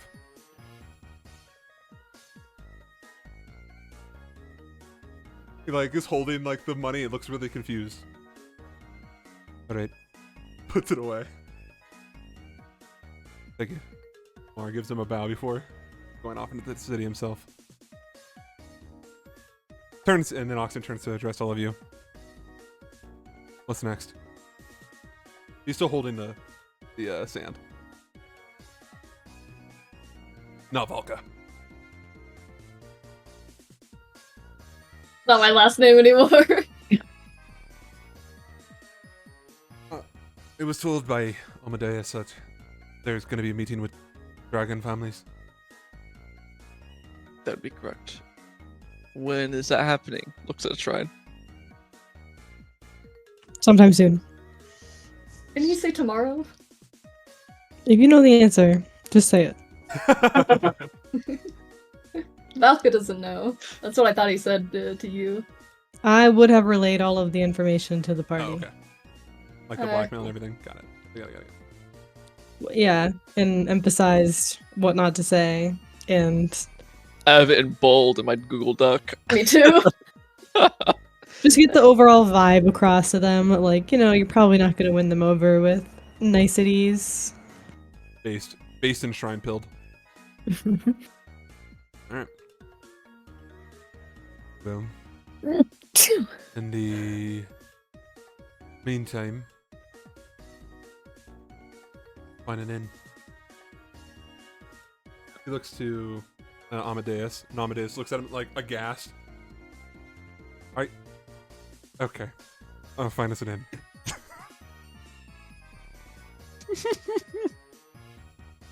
Always assumes the Otalian knows everything about Otalian. I'm from a colony!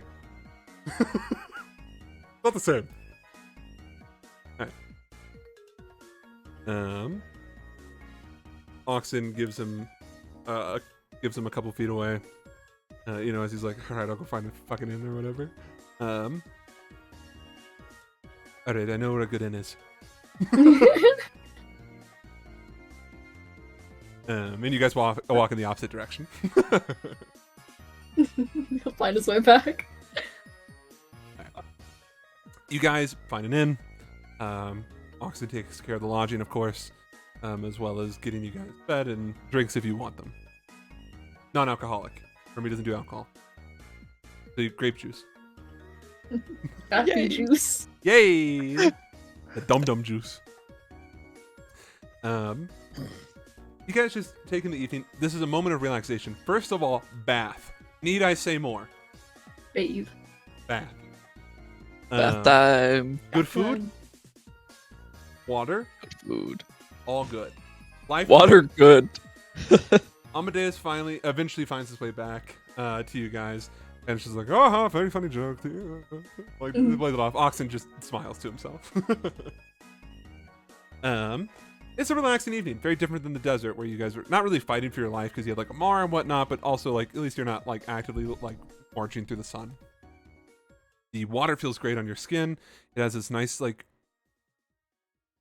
almost soothing effect to the sunburns that some of you have because one of you is made out of stone.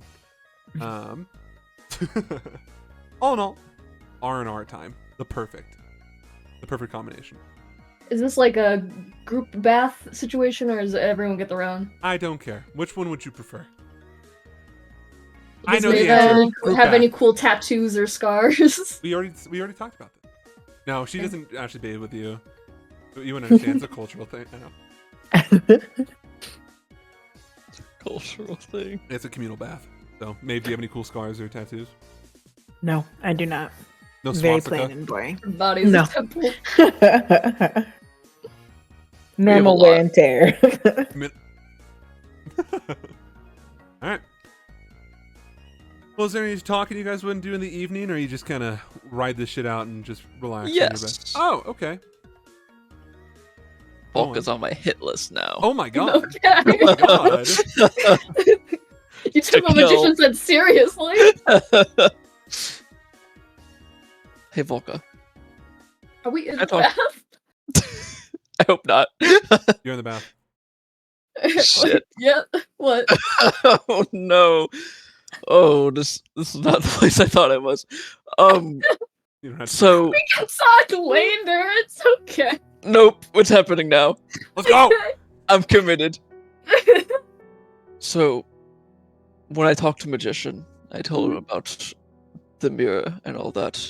Mhm. He told me that whichever of Vanette or Silas was in control would have to die, is what he said. Aren't they both in control? He made it sound like only one person can control, or those who do control the storm. Alright. Well, I know we were already planning on killing Silas. There's a lot I don't know about Vanette, and there's a lot I'm very suspicious about with Vanette. I want guess- to know her deal a bit more. I guess I just wanted to let you know that they are enemies of mine now, especially. Alright. And I hope I can get through it without killing anyone, but if worse comes to worse, I will. Yeah, it doesn't sound like that's avoidable. Well, I You guess never we'll know. cross that bridge when we get there. That rain bridge. Haha. That's funny. We'll burn that bridge when we get there.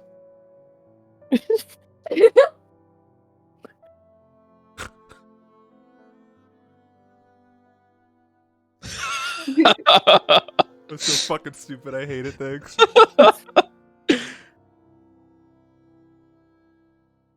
Any questions for me? With that?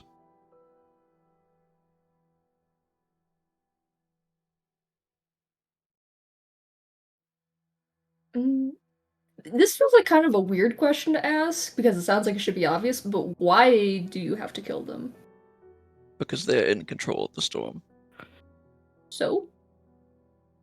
That's bad. Well, yeah. Unless- But do they need to die in order for you to seal away the storm, or can you seal away the storm without killing anyone? Is more of the area my question is in. Presumably not. Okay. The magician, Yeah, I'm sure Magician said it for a reason, so. he's not one to harm. He doesn't have when he has a choice. Okay.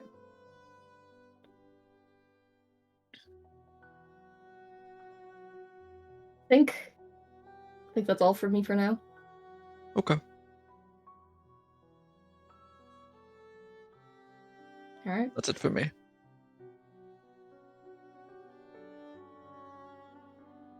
Enjoy your bath! Arwen, that is a fascinating that's me. scar you have. Thank you. Which one? Talking about the one. Oh, that's a fair point. I'm not talking about the grizzly missing eye, you little cyclops. I'm referring to that on your chest.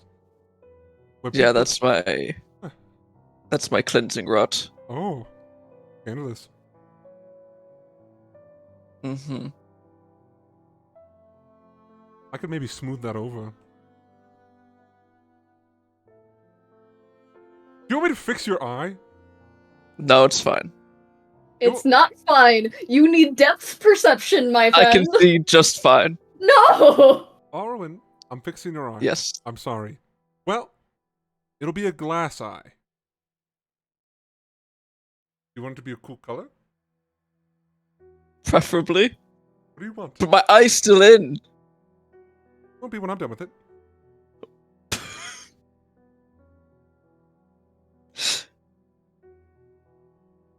Come on. Something cool. You want it to be black with like a glowing red eye? That'd be fun. Dealer's choice. Don't say that. You really don't want that. You're giving him too much power! You don't mean that. Pick something cool. Maeve gets me. Let Maeve choose. Alright. Maeve! He said dealer's choice. Yes. I don't know what blackjack is. You look like you know what poker is. Tell me. What type of eye should I give him? It'll be glass. It could be stone. No, glass. I think less. Arwen's picture is in the foundry on his token. Ori. I think Somewhere in the There's a middle. pretty If you need a updated one. reference. in your art thing, right? Oh yeah, his hair's white now. Well, Yeah, If you that's go to updated. Art Place for Alicia, you'll Yes. find Arwen with white hair. If you scroll up a bit. Not Ken. Yeah, not keep Ken. going. Oh, okay. Ooh. What about Is all white eye creepy? It's Yes. kind of what it is right now. This one looks gross. Kind of melted. Like egg whites. Like a deflated grape. Yeah, it doesn't look good. Okay, let's do purple Full to purple? match his little scarf. Yeah. No, white with a little purple. Like the iris. Yeah, the iris. Oh. But instead of his pupil being a circle, it should be a star. Very nice. Should it be an upside down star or should it be upright? What direction? It's symmetrical, so it's always upright. Upright. Okay, I understand. Whenever he casts a spell, do you want it to like send out this like sparkle or anything like Fuck that? yes, yes. When he's running and he's 100%. casting a spell, it'll have this like tracing effect. It'll be so fucking cool. Yeah. Like a shooting 100%. star. Oh my god, it is a shooting star. Oh, everyone make a wish. Oh. How do you feel about this, Arwen? Arwen, Sure, that sounds fine. let's go! Perfect. I will have Another anime eye to our collection. I will get in contact with my eye guy. My eye guy. It's me, but I'm looking in the mirror. You know, like Sako from iCarly. Yeah, his eye guy is just a dead person. He just talks to. Alright. I hope your vampire girlfriend will appreciate that. I'm gonna put a lot of work in this. Just for you, baby. Wow, thanks. I'll fix the scar around it too. You look all pretty. You want me to pierce Alright. your ears while I'm at it? My ears are already pierced. Do you want to pierce them again? You want more? Since I'm You already know gonna what? be Pretty me there. up. Glamour me up. Oh, I can't do that. Oh, well, I'll do what I can. sure, I'll take some more. I'm gonna make Orwin cute. Alright. If that's the case, by the way, Arwen, he'll do the eye surgery over. Cool. Looking And you're for- fully conscious for Overnight. all of it. Yeah, you will be entirely conscious. It's like the fucking Volo scene. no. It's more like he just scoops it out like it's Naruto, and there's like a popping sound, and he goes. Before he does the surgery on your eyeball, He though, goes, "Are you ready?" He goes, "No," and just sticks his fingers into his eye. he's like, "Oh, I can't control myself!" Ah! Before he begins, he gives you a drug if you would like it. He will take it. Oh, there you go. Yummy. Howard. Yay. Candy. Yeah, he'll also take him patching up like the icky, gross cancer scar on his chest. All right. He watches he like so the molding. It really is just like him digging his like fingers into your flesh and molding it like it's clay. He's ignoring it. He's like looking away. You can't feel it. You only feel the pressure. You don't feel like any of the gross sensation. You're like, he's whistling to himself Arabian Nights. When he gets to your chest, he looks at it. At your face at this point fixed. All right. You watch as he like takes his hand and does what he's about to do, which is like dig into your chest and begin to mold it. And he goes, "Huh? Fuck. Hold on." His hands are like stuck in Arwen's chest. I see. He takes his hands out. Can't fix that. That's cursed. Awesome. I thought so. It was worth a shot. Now we both know. It was worth a shot. Can't fix that. So no more. The more you know about cleansing rods. You know what? Aesthetically, can't change it. Honestly, if you get it on your face, you might as well fucking kill yourself. That's what I always say. I'd rather be dead than dead than not pretty. Number 1 rule. Number 2 rule: respect the Dragon Lords. That's number 3. Sorry, I'd rather be pretty. dead than Ah, pretty. you're right. I'd That's rather number be pretty 3 than dead. Sorry. The Dragon Lords: Merlin, being pretty, Arwen. Those are the orders. You look great though. That would- Here's a mirror. That reminds me of what the last things that Elias told me to do. Hmm. Number 1, only engage with pretty people. That's true. Oh, I'm pretty. Number 2, forge a bond with a woman much taller than you. You said that? Number 3, whore yourself out for at least 2 years. Oh. And number 4, protect the people I care about. So just reverse the order. So, out of curiosity, he's doing this old dance. Mm-hmm. What are you gonna start whoring yourself out? Because you've befriended tall people. Right. Tall woman, my apologies. Shrine. Specifically that One. tall woman. Is Dasha taller than you? Yes. I was a Dash is 5'10".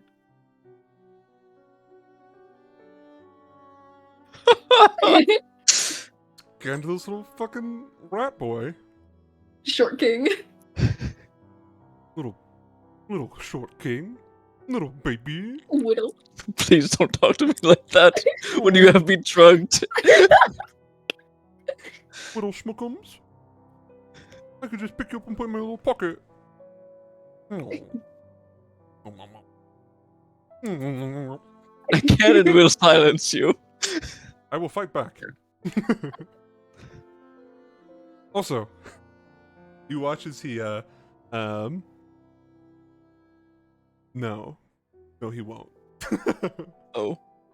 I did take the liberties of piercing your ears more. You're welcome. Put something in there, it'll be great. I have also taken the liberties, as well as painting your nails. Thanks. Of course. They are What a color? dark purple to match your eyes. Makes Look sense. great. Thank you. Too bad you're already taken, or all the women in the city would drop dead.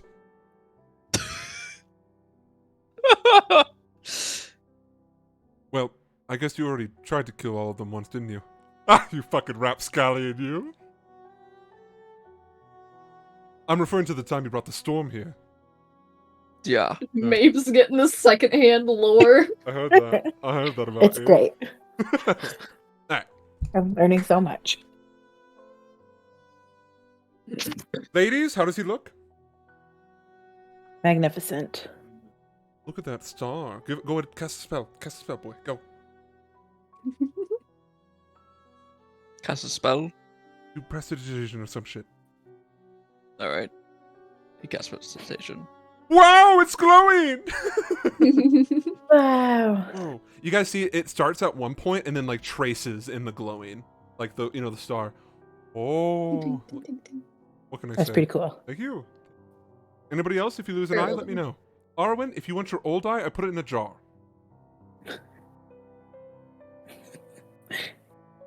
Are you interested? Yeah, I'll take it. You know, I once heard of an artist. He's like going to grab it. I once heard of an artist who cut off his ear and gave it to someone to, I think, try to get in their bed. Regardless of the story, really, here's your eyeball. If you give it to your vampire friend, you should. Same thing. No. And he puts it in his bag of holding. Or he opens his book and drops it in there. I preserved it for you. Will stay perfect for quite some time.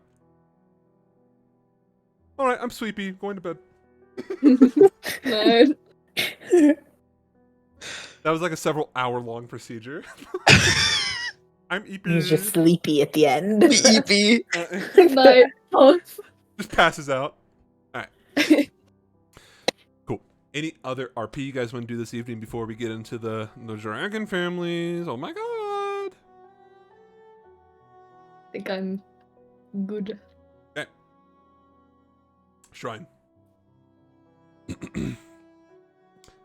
Fly reemerges into the tavern.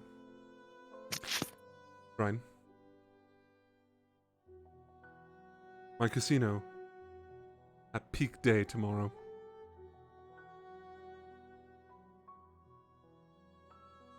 Okay. And then he walks away. I will relay the information to the group. That's good. That's good. So noon tomorrow, but High noon. alrighty. Night passes.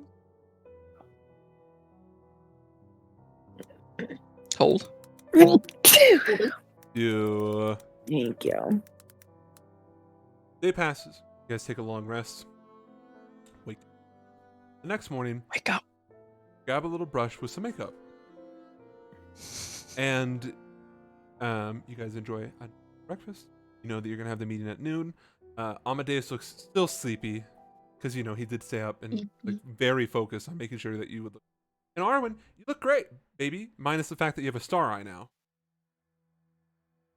Whatever that means for you. Whatever that means. The rest of you, It means more work for me whenever I draw him. we did it. We make Alicia's life harder. Let's Oh go. my god, you can draw a star now. Oh, that's epic. Have fun with Yeah, that. man. He's a pentagram eye. That's fucking sick. Well, I guess it's not a pentagram. It's not upside down. But Could have been. you could move It's it. a pentacle eye. You I can just think. like twist what it's it. called. Think about it in a roundabout way. Is that just the star? But your scar is No, gone on your pentacles. face at the very least. Your chest is still fucked, but who cares? No one can see that anyways. All right. It's a pentacle. You guys find yourselves in each other's company. Oxton, Amadeus, a lot. And you guys walk towards the entrance to Sly's casino. Now, Maeve, you're not familiar with this. His casino is deep underground. He, in fact, in order to access it, you have to go through the city catacombs. Imagine the French or the Paris catacombs, but we're in Egypt now. Arabian Nights. So But Arabian Nights is playing. there are many entrances to the catacombs. They're open to the public at all times. And you guys go to the very specific entrance that Volka knows to make the easiest route to the casino. As you guys approach, Oxten, you need it. I almost said Elias. Say that. Oxten and Amadeus. Look at the four of you. I think we're gonna let you tackle this on your own. Yes, Captain. It's Captain. We'll be around. We'll know if anything bad happens. Your eyeball. I see all. Oh. I'm joking. We'll listen for your screams. That makes sense. That's my Arwen imitation. Go get him, Tiger. You look great. Drop him dead. Okay. That's enthusiasm. My apologies. Fuck. Okay, fine, I'm leaving. Toodles. See if I ever hype you up again. Hello. Him and Oxen walk away. You guys enter the catacombs. Volka, you know where you're going. You take them through the winding maze of bones. To what appears to be a dead end. Maeve, you're like, wow, a dead end. And then Volka goes up to it and if I recall correctly, he has to push certain stones in or certain bricks. She knows what she's doing. You watch as she goes, types in the pin, and the wall just shifts on its own. It begins to pull apart from one. And you see this stark contrast in appearance. The old, dusty, moldy, gross, dingy catacombs beneath this desert city, and like a Vegas casino-like entrance. Can I hear the slot machines? Ding, ding, ding, ding, ding. We're getting there. Don't worry. But we're talking marble pillars, and you're not in the casino right away. It's like this chamber that you walk. Right now, you guys are at this. The wall opens up to the staircase. It's like a little spiral staircase you have to walk down into, and then you're like in the lobby, and you can see these massive doors. It's what you would expect. It's like Caesar's Palace. You're like, wow, Vegas. And as you guys approach, the doors open up on their own, but not like. They're kind of slow. They're not like, like modern doors where they pull apart like at the grocery store. It's like, okay, this is taking a little bit of extra time, but also this is our grand entrance, so let's look fucking cool. And right Everyone before you guys, pose. yeah, exactly. And right before you guys enter, we're gonna go ahead and take a quick little break, so that way people can pee, poop, whatever you gotta do. I'll be playing music All right. back. Radical. Big. Ba-da-ba-da-ba, ba-da-ba-ba. Me neither.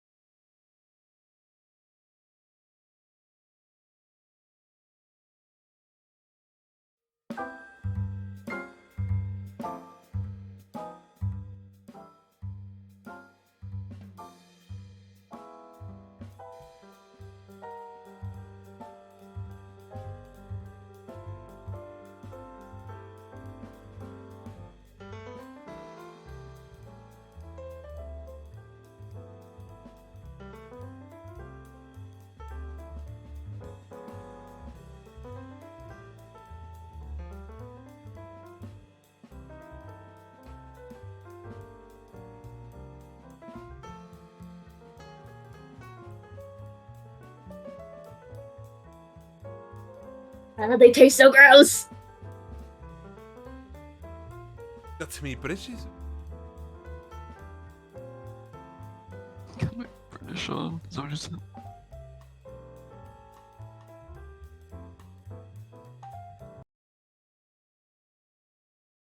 Now I have grapes. Oh.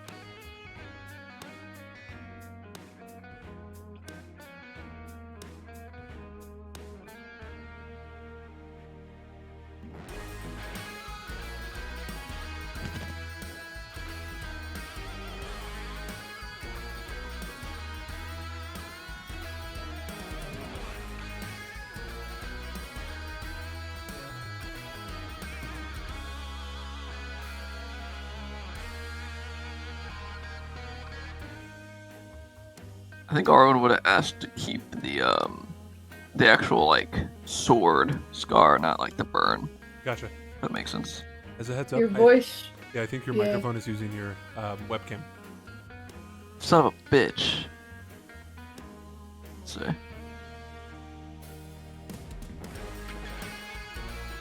Oh no, it shouldn't be. Try just pulling your mic away from your face a little bit. How about now? That's way better. It was just too close. It was just too close to my mouth. Alright. Yeah. You were like underwater. Ah. Did that. Further away is better. Did that. Okay.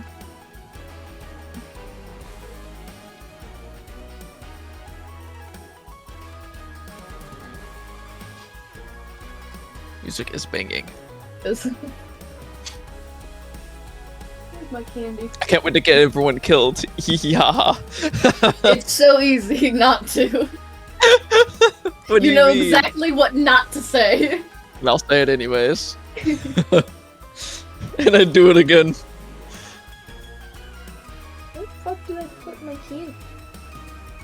Oh, it's over here.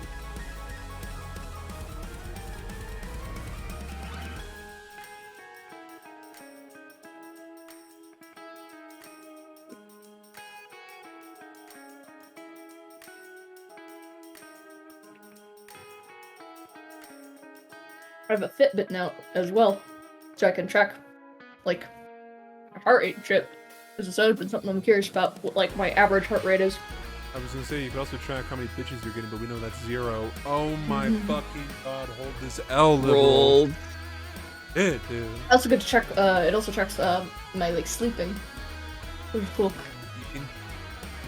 My eepiness.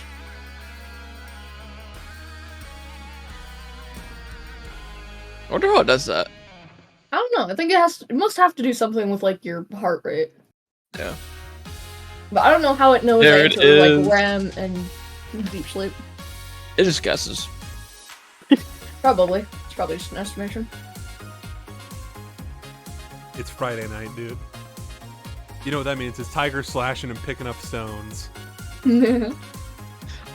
should do movie night again. Absolutely not. I hate you all. Only if we watch the Berserk movies. That's true. We'll see. What do you mean we'll see? Why do you hate me? I was. Well, we were watching like the Berserk everything. It would and then we take stopped. long. It would take far too long. We watched the movies. We'll watch. Apparently, the newest movies actually give us more scenes that I've yet to see. So we'll see. Oh. It's Friday night.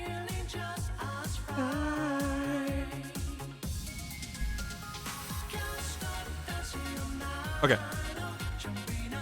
The doors open. Coliseum of gambling. Pyramid. 3 of you. You're familiar. We're talking high ceiling, lots of tables for gambling, multiple bars, these staircases that lead upwards into like the next floor where like the big gamblers are, so on and so forth. Last time you were here, it was loud, it was a little rambunctious because rich people drinking a little bit, doing a little gambling. You know how that goes. My sister was enslaved. No, it was consensual. No, It was no. consensual. Indentured servitude, please. Indentured There's a difference. servitude. Yeah, please. Stop making Sly sound like a bad guy when he's clearly not. He's been nothing but helpful. The house never elves seen actually so many like being people. enslaved. What was that? I was gonna say I've never seen so many people like defend slavery all at once. They're like, whoa, whoa, No, whoa, no, it no, wasn't no, slavery. It wasn't slavery. Mhm, The house mhm. elves like it. She was a Exactly. gambling addict who lost. He was trying to get everything. enough She was money able for to learn Velka's new bail. skills. Yeah, she was bad at gambling. She lost it all, and then he said, "Why don't you work for me? Work off your debt." And he doesn't Uh-huh. increase the debt, so he's just like, "Work it off." And then, Oh, so he's just yeah, a kind overlord. yeah, you know, it's Just a kind landlord. yeah, exactly. Got it. He's I think morally Orwin would apply the perfume once they like walk in. correct. Okay, sounds good. Wait, how long Dab does it it on last? like your An hour. wrist. An hour, you're good. You're Okay, an hour. Yeah, we're good. Alright. It lasts 1 minute. 6 seconds. 1 round. 1 round. Do you want this music playing during the intense conversation you're about to have, or would you prefer like not that one? 1 second. 1 second. Hold. Or would you prefer something like this?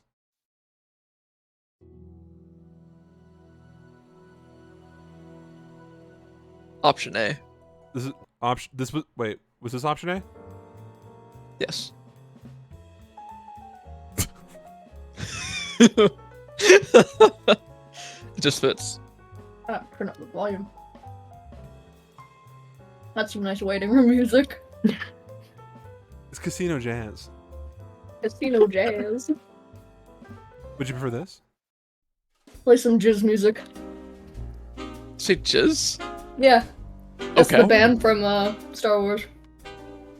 They don't They play call it jizz. called They jizz. play jizz music. It's called called jizz. jizz. Oh, we're listening to this. Yeah, this is fine.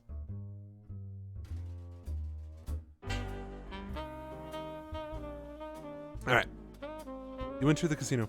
Unlike last time, where there was revelry and drinking and people getting naked, that last part didn't happen. That we don't. Not yet. Not yet. The Ivory Smirk Casino is empty. All the tables, all the gambling tables are gone. It's just you in this giant open area. The black marble floor reflecting back the lights above. You see, in the dead center of the room, a large table, a table large enough to seat everyone invited. You see guards in different family colors standing behind 5 very esteemed-looking individuals. Sly is also there, standing, not sitting at the table. As you guys enter, he welcomes all of you in. Good news. I have pictures for you. As you guys approach, each of the members of the Tajir stand up to greet you. Starting with the Platinum, or the House of Platinum. That's right, Tiger Slash. Okay. He introduced himself with this deep, thick accent as Nazir, Lord of Platinum. The next person introduces himself as Kavrala, the Lady of Gold. The next person, a dwarf by appearance, introduces himself as Urzeth, Lord of Silver.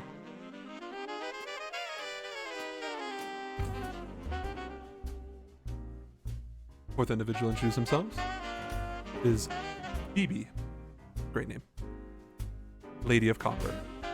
And last but certainly not least is another elf who introduces himself as Or, Lord of Copper, Brass Rock.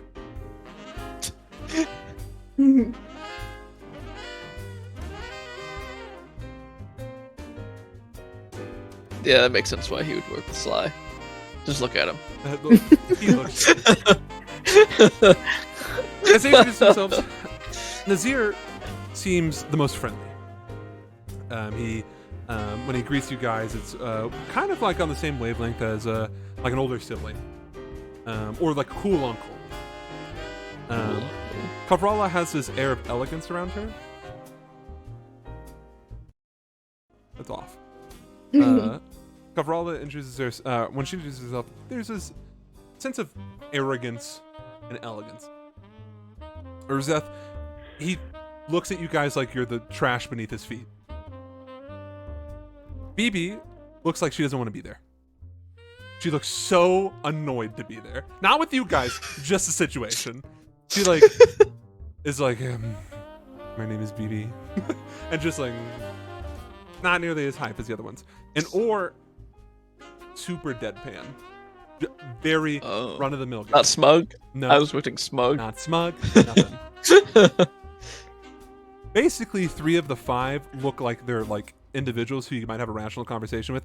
The other 2 are like, oh my god, dude. I'll let you decide which are 3, which is 2.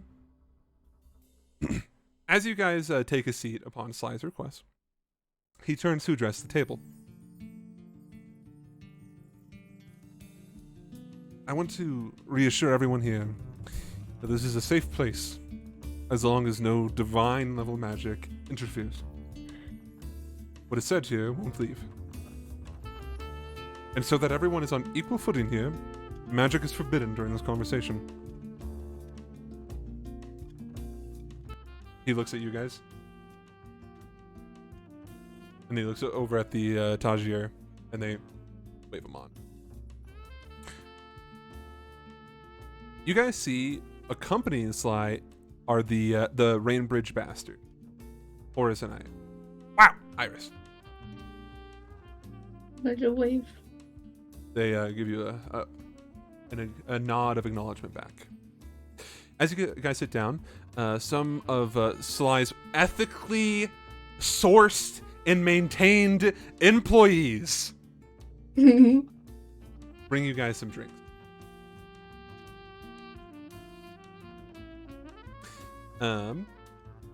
As they pour all of them, you guys see that in front of the Tajir there are also chalices full of liquid that none of them have touched.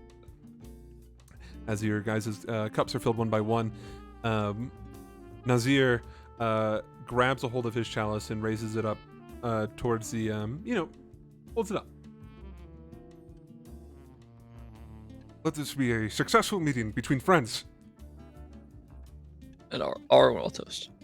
I'm assuming that's what's going on. Yeah, exactly. Everyone else grabs their cups and toast them I as well. punched my desk. Good. He takes a sip and he sets it down. Oh. Mr. Gammon has got us here today. How can we help you? He, by the way, is sitting in the center of the table. So if you're looking at him, to his right, so if you're looking at him, to the right of him, is gold and silver in that order, and then to the left of him is copper brass in that order. How can we help you today? He takes his hands and clasps them together and rests them on the table.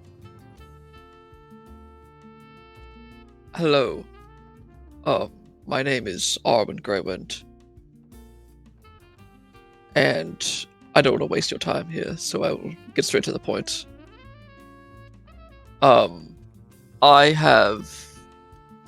He motions to like the back of, I guess, behind his ear, like showing them. I have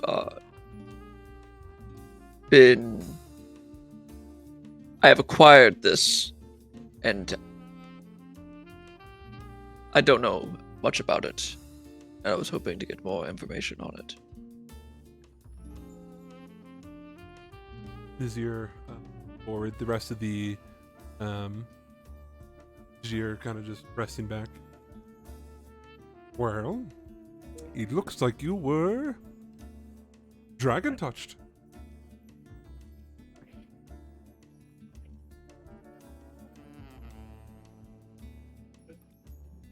Wins. White scales. White dragon. Impressive.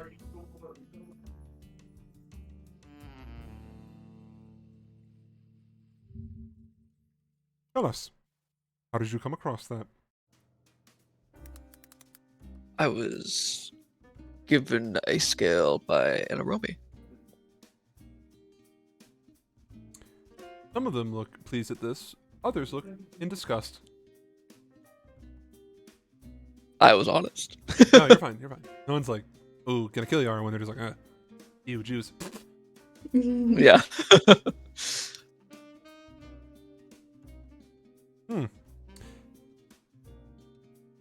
BB stands up from the table and walks around it, or where you're sitting, Aro. Nazir doesn't draw any attention. Okay. He doesn't draw any attention to it either. You feel her hand moving your hair out of the way as she goes over to take a look at the scales. You can feel her faint breaths on your neck. Real close. Yeah. Oh yeah, she's looking at it. He will ignore that to the best of his ability. Nazir, he could be a Yuan-Ti. Preposterous, look at his wings. He has to be one of the Feyborn. You are a fairy, correct? Yes. I see. Question. You said your last name was Greywind. That would be it. Any connection to... what's his name? Minister of Transport? Yes, that is my father. Impressive. You can see in the top left of your top left of your screen, Nazir like this. Nice. The shame. I guess that's a very high position. I didn't think about that.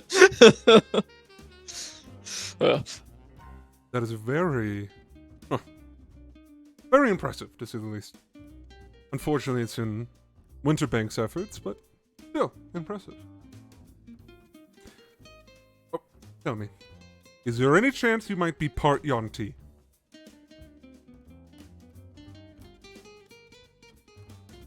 No, I don't believe so. Going through his family tree. Yeah. Well then, BB, it can't be. He can't be Yuan-Ti.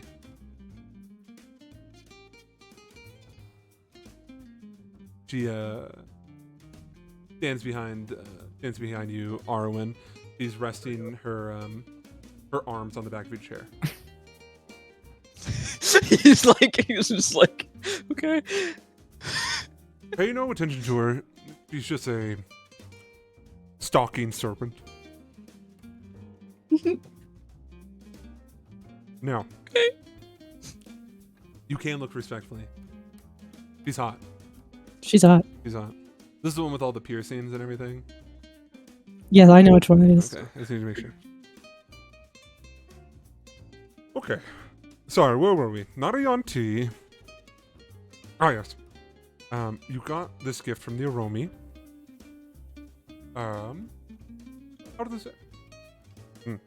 Let me backtrack. You met a dragon. That is correct. Have I met a dragon, Davis? Saw one flying above the Colosseum that one time. But that was very recently. Well, I guess Duma maybe, but we don't know that.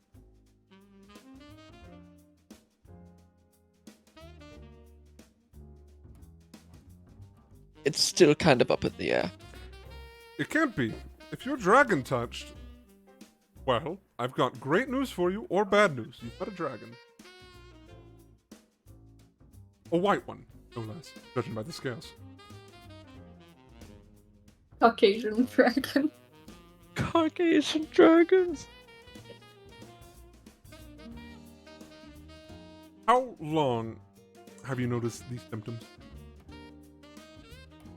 How long has it been, Davis? It's been a couple months. Yeah. What? About half a year. Half a year. Any other symptoms? Can you speak? And then he pauses, and he says to you in Draconic, "Can you speak the tongue of the Overlords?" He'll just nod his head yes. You're impressed. We've been blessed by their language. Sorry, he would have said our. Huh. He sits back in his chair and sips on his drink. He seems to be lost in his own thought. The Matriarch of Gold leans forward. What other questions do you have?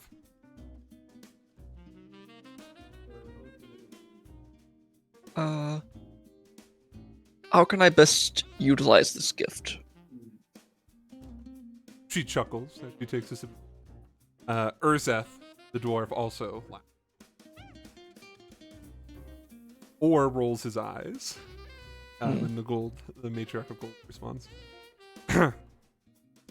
Be born into a higher status.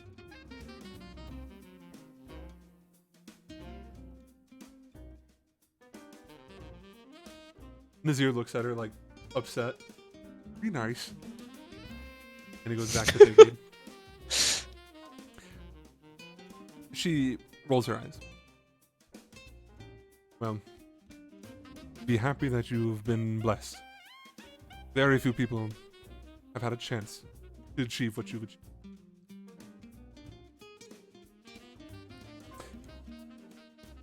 And don't be surprised if you get more powers. That should be impressive for someone, well, for people who you surround yourself with. Thank you.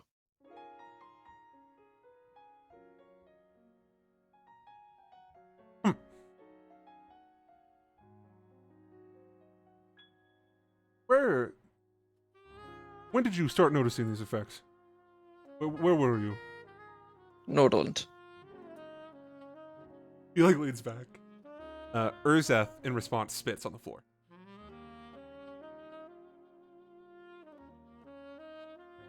Nazir clicks his tongue be nice. It's like what the older brother trying to wrangle his fucking younger brothers. The dwarf responds.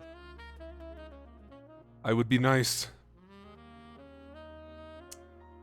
And then he looks at you and just kind of squints. White doesn't mean shit.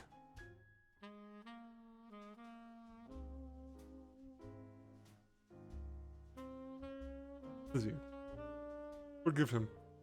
He's short-tempered. Ah! I'll take it. Arwen, you have been pleasant to talk to so far. What else do you have? You have my full attention at the very least. I can't speak on behalf of the family. Well, I guess the only other thing I can ask of is, what is your relation to the magicians, if you know of them?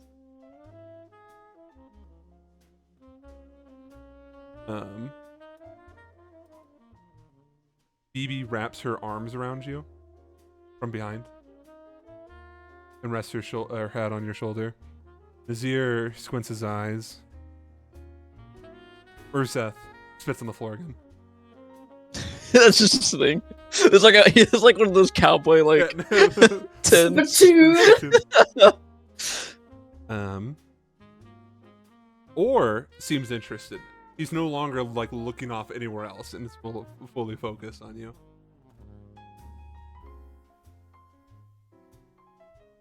The magicians are a collection of occult magic users who harbor a deep hatred for dragons.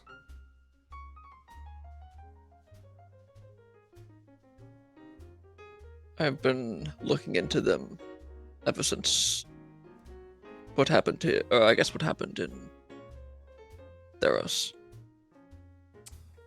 Well, whatever you found out, you'd probably stop there, or we're gonna have to keep a careful eye on you. As you command. No good will ever come from looking at a group of common-born terrorists. They're so based. Oh, I love being a magician. The dwarf. No one even remembers their names. Right! No one even remembers their names.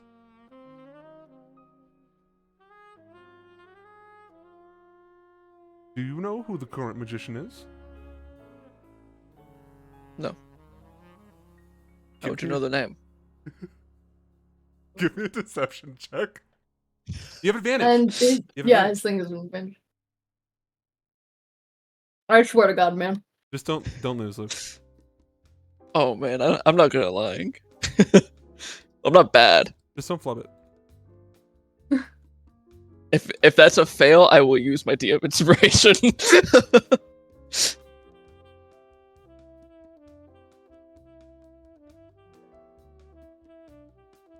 Narrows his gaze.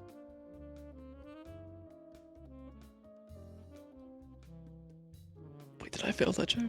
Or did I succeed?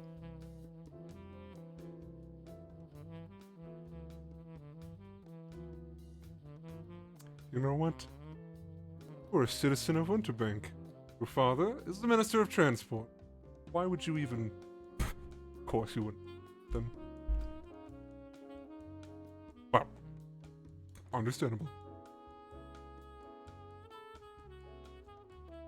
I'm sure you've heard stories about the magicians in this storm, haven't you? Yes, I have. Fairy tales. Kind of. Urzeth leans forward. Fairy tales. Strong term. Or it was a weak term. Those stories are legends, and they mean something. The storm is dangerous, but it is no more dangerous than a blizzard in a cemetery.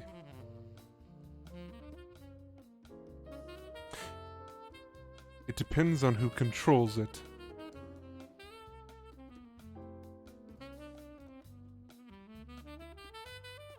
You see Urzeth's eyes, his kind demeanor, his eyes just shift over and stare daggers into Urzeth. If the storm existed, if one could control it.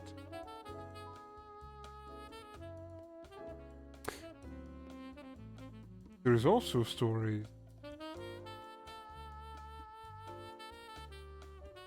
Let's say negative things about it.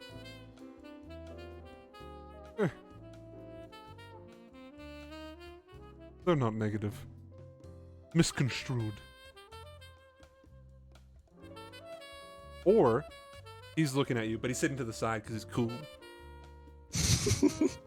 He's got his chair flipped around. Yeah, he's like He's looking like off giving the- him like that eye. yeah.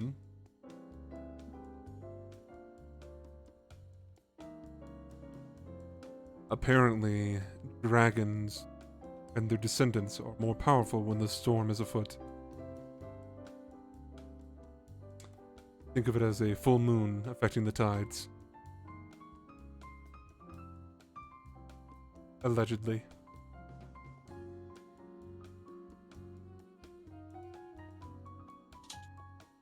Phoebe, who's right next to you, might I add, her head right next to you, whispers to you. They say when dragons die, they go to the storm. Grow stronger. Dragons can be reborn, but they haven't ever since the storm became malicious. Allegedly.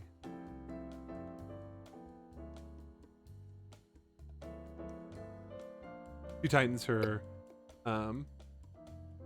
grasp on you.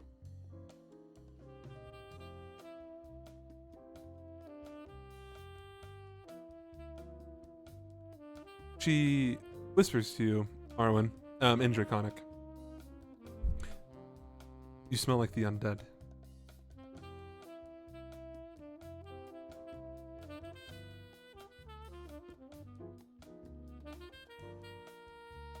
I worked with a necromancer, he says in Draconic. She rolls her head. We know who you work for. Or who you used to work Worked for. with, yeah. Yeah. Sorry about your loss. Thank you.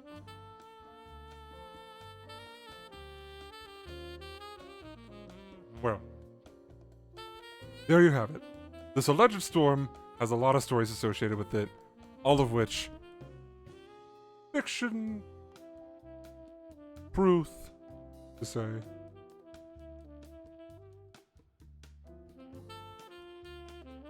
One thing for sure is, if you truly are Dragon Touch, in the storm, here's what people say it is. You'll be just fine. Thank you.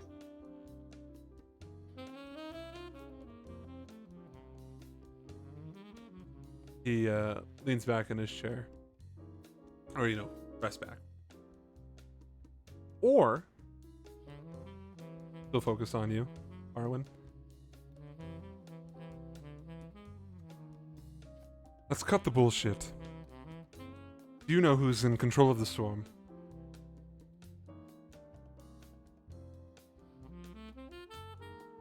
Yes.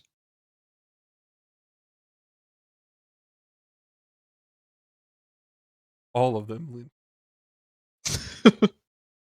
Beaver stance. Go on.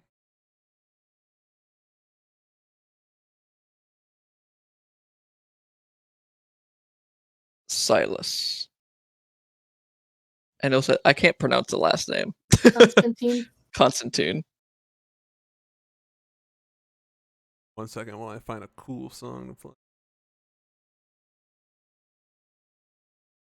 Is this the scary one I think it is? Yeah, it is. Wait, is it? Hold.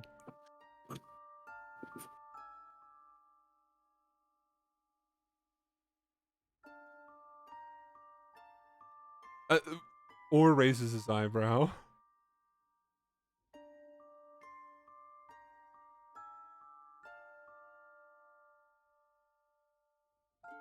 Who?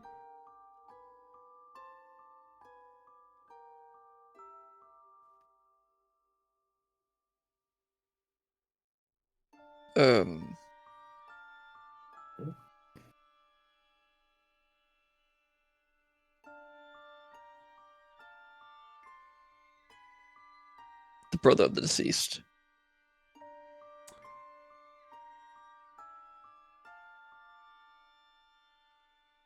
Makes sense. Nazir looks at him, and they're like, oh, yes. Alright, this should go as no surprise. Before we agreed to meet here with you, we looked into all of you to make sure that we're not meeting bad people. Or bad actors. I have to say, the least amount of information that we could find were on you two. And he points to you, Arwen, to you, Maeve.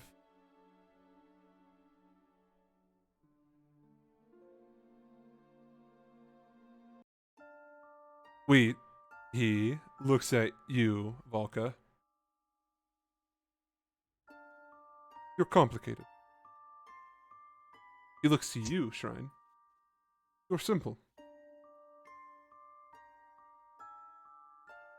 Also, it is a pleasure to meet Mr. Gammon's lady friend.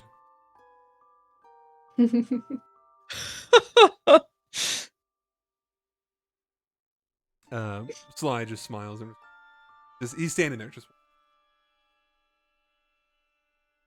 So, Maeve, you don't seem to have any horses to bet here. So, Arwen, why is your past so mysterious? Why do you know who the controller of the storm is?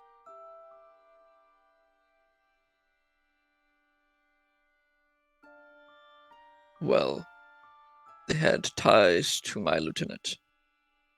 And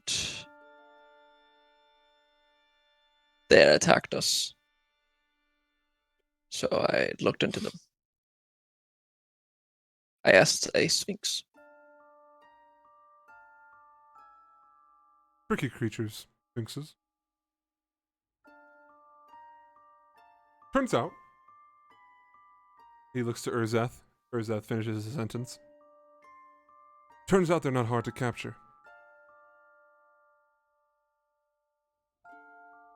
Now, why would you kill Lander Rainbridge?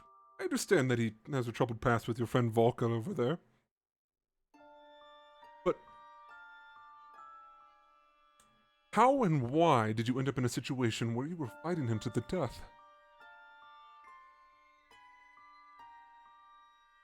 Or looked at Volka.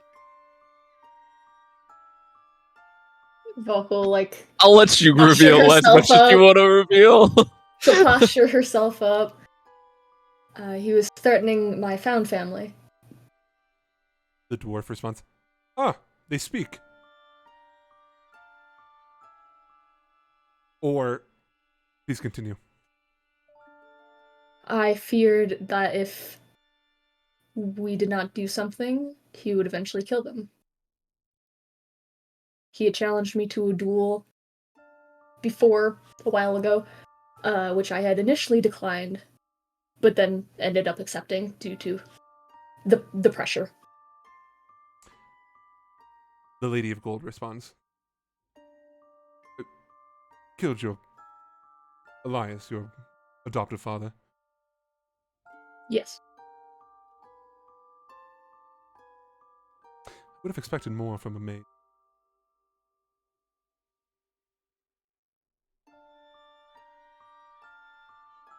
She goes back to her. What she meant to say was, she's sorry for your loss. Thank you. I see. So this Silas Constantine is in control of the storm. Is it just him? Is it a group of people? Is it the magicians?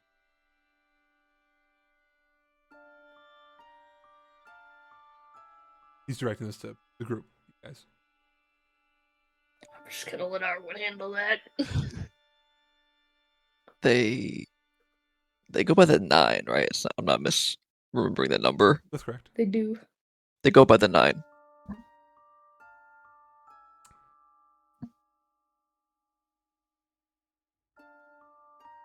Okay. Are they all in control of the storm? I don't know. This Silas individual must be pretty powerful as a mage if he is able to break the mirror that was holding back the storm. A mage, well, quite frankly, more powerful than the magicians. Interesting. What can you tell us about them? I honestly don't know really anything about them. They're kind of shrouded in mystery.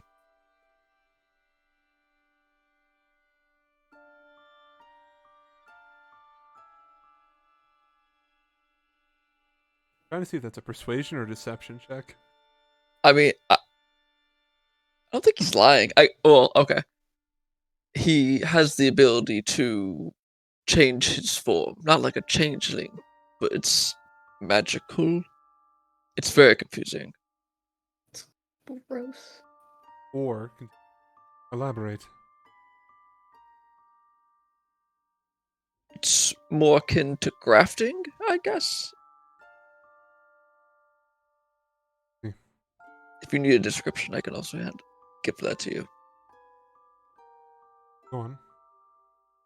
And then he'll describe just, I guess,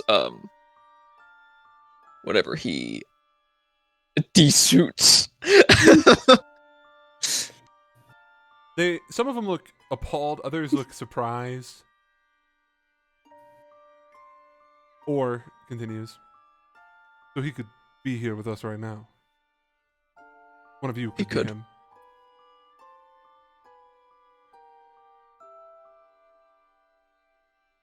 Or you guys could be the 9. No. We're not exactly friends.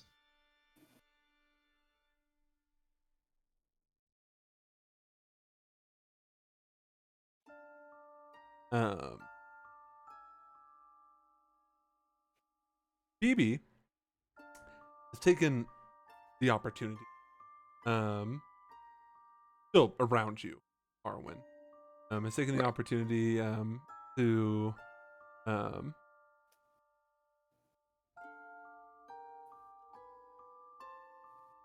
look at your arm, and she grabs at it, the metal one, not metal one, but the prosthetic. Yeah. And she grabs at it and then points to it. What's that? A prosthetic arm that was crafted by Elias Kotzenbach. Give me a deception check.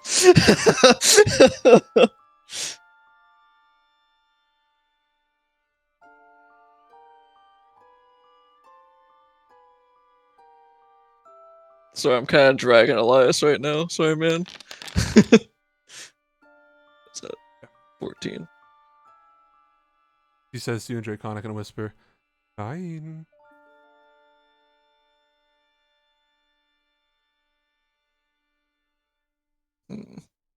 It's not loud enough for the whole table to hear. Okay. Just me and her. Okay. Really gave you the arm.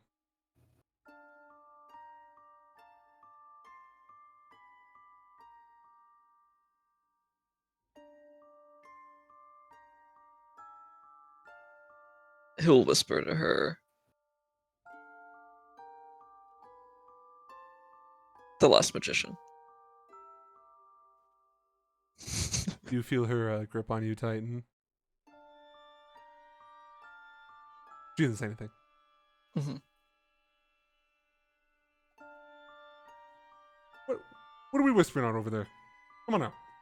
We're family and friends here. We can discuss this at open. Phoebe responds. We were just discussing his prosthetic arm. Okay. How is that relevant, Phoebe? Please, focus.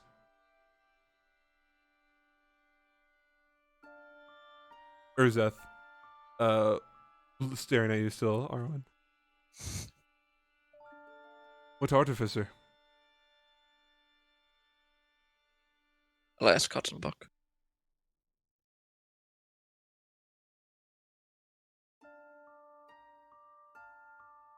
Just nods to him. I mean, he rolls down his sleeve, and you can see that he has a silver hand.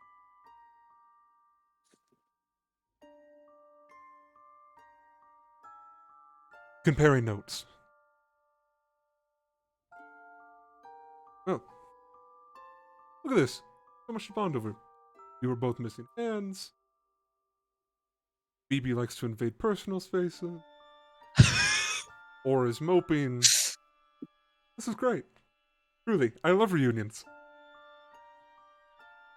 Wow. Okay. Well, thank you for sharing that. Silas Kontenbach, my apologies. Silas Constantine is in charge of the storm. Good to know. Kontenbach, does she still work at the Magic Academy? Yes. Perfect. Well, I think after this is resolved, we're gonna go pay her a visit. Well, if her offspring is running around, might as well see what she has.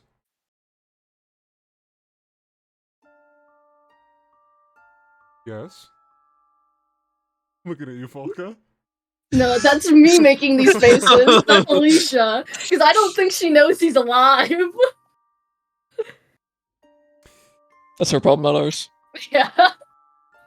Just don't mention our name. If you can. We'll see. It's hard to get places these days if you don't name drop. Well, do you have anything else to ask us? If I could just confirm something. Will do my best. So, to awaken this, I just need to give it time? No. No. Absolutely not. We've been told that you can do magic. This is correct. Keep that up. Push yourself to the upper limit that your frame can handle it. Right when you think you're about to die, that is when you'll experience true power. And then, just maybe, the inner dragon will awaken.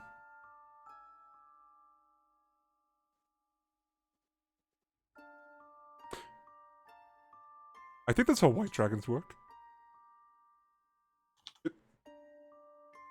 Chromatic dragons are very different than the metallic one. And don't even get us started on his face turned sour. Crystal. Or gemstones. They're gemstone. Gemstone.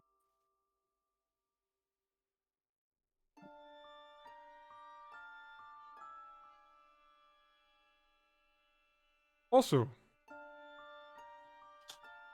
throwing this out there, I know he's family to Miss Volka over there.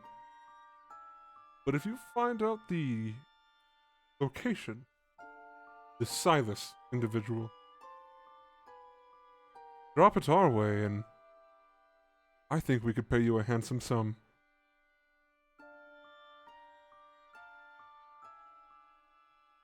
I will keep that in mind.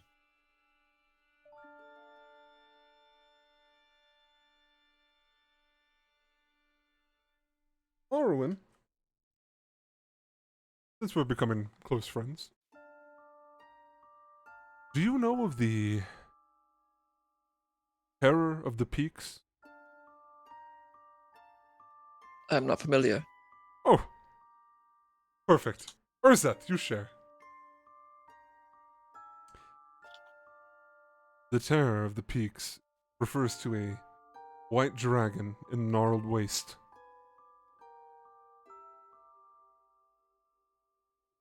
I believe they're also called the Eternal Winter. Regardless, it's an ancient white dragon known for bestowing gifts to those they deem worthy.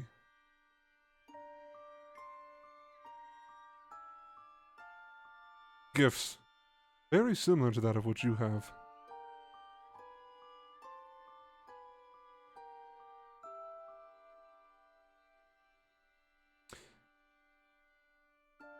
The Lady of Gold speaks. Yet, he doesn't look like the typical winter ape that finds themselves in that power.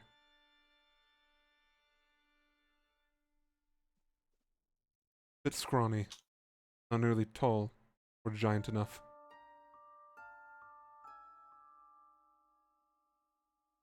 The story still stands. maybe you can find some answers up north. In the waste.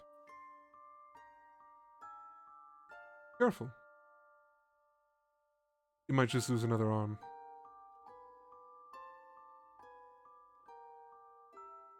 Thank you.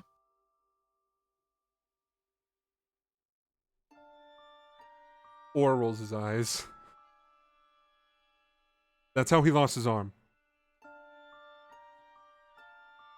Let it be clear, everyone. I don't know why we speak in riddles.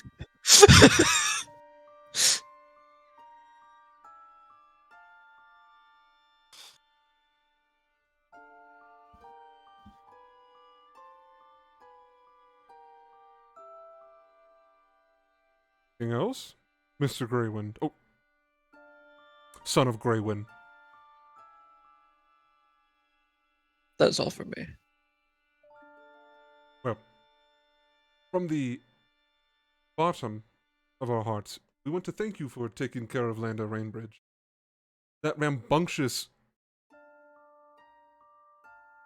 gorilla has been running his mouth for far too long, causing a lot of problems, more than they're worth. And should you, by any chance, stumble across any more of the prides of the Rainbridges, if they go missing, I don't think anybody would bat an eye. In fact, I think people would be willing to help you.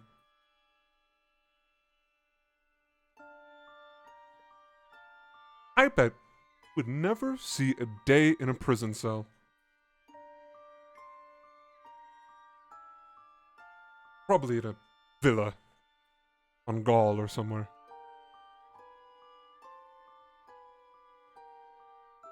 Are we clear, Arwen? Of course. Well, I don't know about you. The drinks have been phenomenal. These grapes, fantastic. The cheese could be better. Could be better. I think one final toast, and then we conclude this. Unless there is...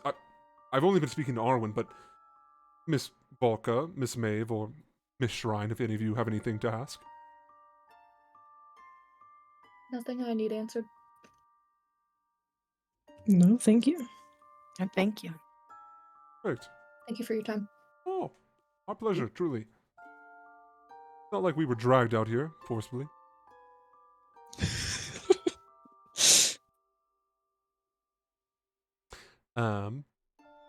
Sly snaps his fingers, and some of the wait staff begin to approach. They're standing behind you to refill your drink. Arwen, give me a perception check. Okay.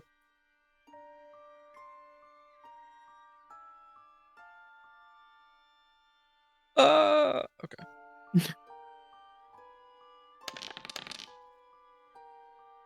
Okay. I'm real consistent. You are, dude. Most consistent guy here. As Sly snaps his fingers, you're kind of jumped out of this gaze, or this trance, my fault. As like you've been so absorbed with this conversation, you're like, whoa, wow, that was intense. I could have died there. And not in the fun way. You see the group of wait staff that's standing behind the Tajir, that are gonna circle around the table to fill up all of your guys' drinks. One of them, you swear on the divine, was looking at you, wide-eyed, with this creepy smile painted on their face. Not like a full-on, like, eyes open, like. But like, I hate that. You like blink, you're like, whoa, and then you see, completely normal. They actually look like they're upset to be there. If you could believe this, being an indentured servant, ethically sourced, no less. Ethically sourced. No less. Maybe he's just not happy to be there. Maybe he just had a Ethically break. sourced person. Yeah. Ethically sourced worker.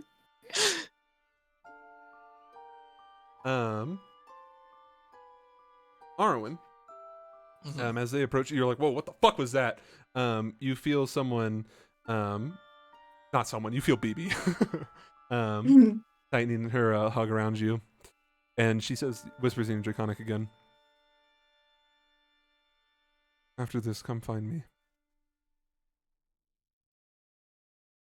Okay. As she was whispering that to you, and you say "okay," like back to her, you watch as Nazir slams his fist on the table and goes, "Enough with the fucking whispering." And she lets go of her grasp around you, Arwen. In my 25 years of teaching. And as she's like pulling her hug away from, so she's like standing up, her hand traces the side of your neck.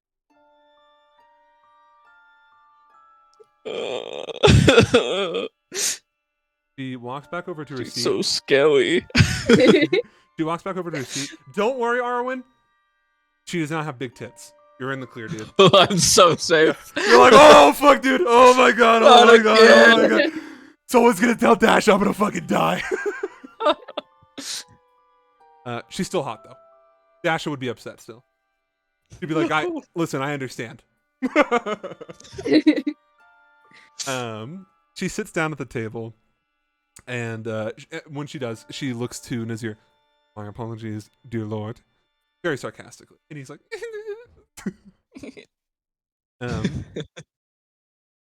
as she sits down, the rest of the waitstaff comes around, and Arwen, the one who was giving you the weird look, allegedly, that's the moral of this table is the part.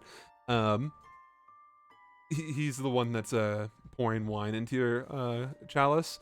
Nothing feels off about him. You're more than welcome to roll like an insight check or something like that if you want. But your passive insight, I would say, what's your passive insight? I don't know.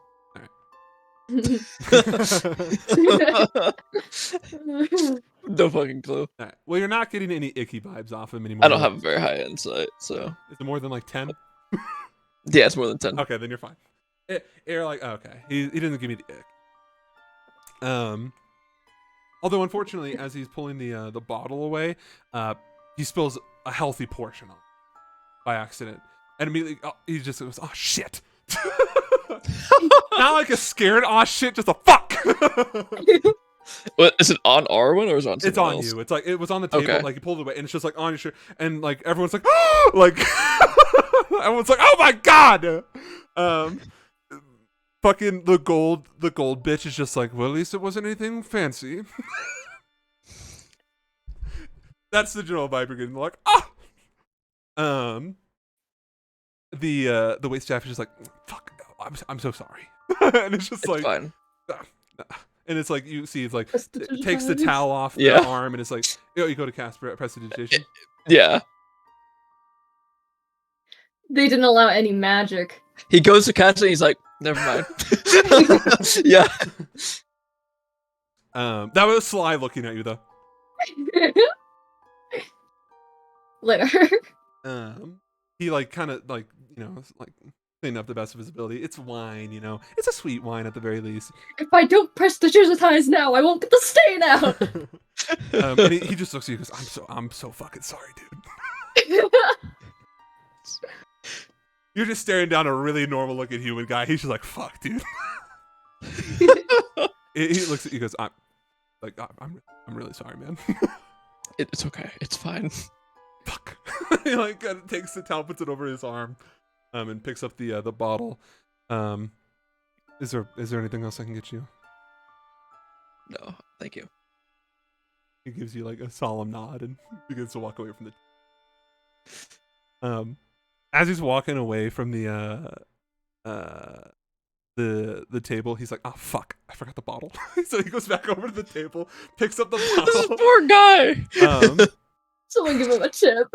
He looks at you, this like sad look at his face, like, "Damn, dude," and just like picks up the bottle and like with his free hand, puts it on your shoulder. And he says to you, "Fuck, man, I'm so sorry." The last time somebody was spilt wine on, or the last time someone had wine spilt on them in one of my campaigns, they fucking killed them. Gabe, True. Yeah, that was epic. He killed like a little fucking chalice girl. It was epic. As they deserved. Don't worry, It was an accident. Hey, Anyways, as he looks at you defeated, he says he continues on. You do not expect any more. You're like, dude, just it's okay, man. Please. please go. It's like a Just server. please. It's like a server who just dropped everything in front of you. She's like, "Oh fuck, dude, do you still want this?" And he's pointing to the burger, and it's just like it's on the ground. It's like disassembled and everything. And they're like, "Oh fuck, dude." No, no, man, just leave. Just go, take your pride and He leave. he just says to you in Draconic, "If you wanted more information on dragons, you can come and find me." And just like pats you on the shoulder and walks away. And you're like, "What the fuck?" Oh, As he's walking away, and you're a bit taken aback because this is a commoner who just spoke Draconic at you, but maybe he knows. Maybe he's a terrorist. Who's to say? One of those yes. common Terrorists are my friend. As he's walking around the table, you can see Sly. His trajectory.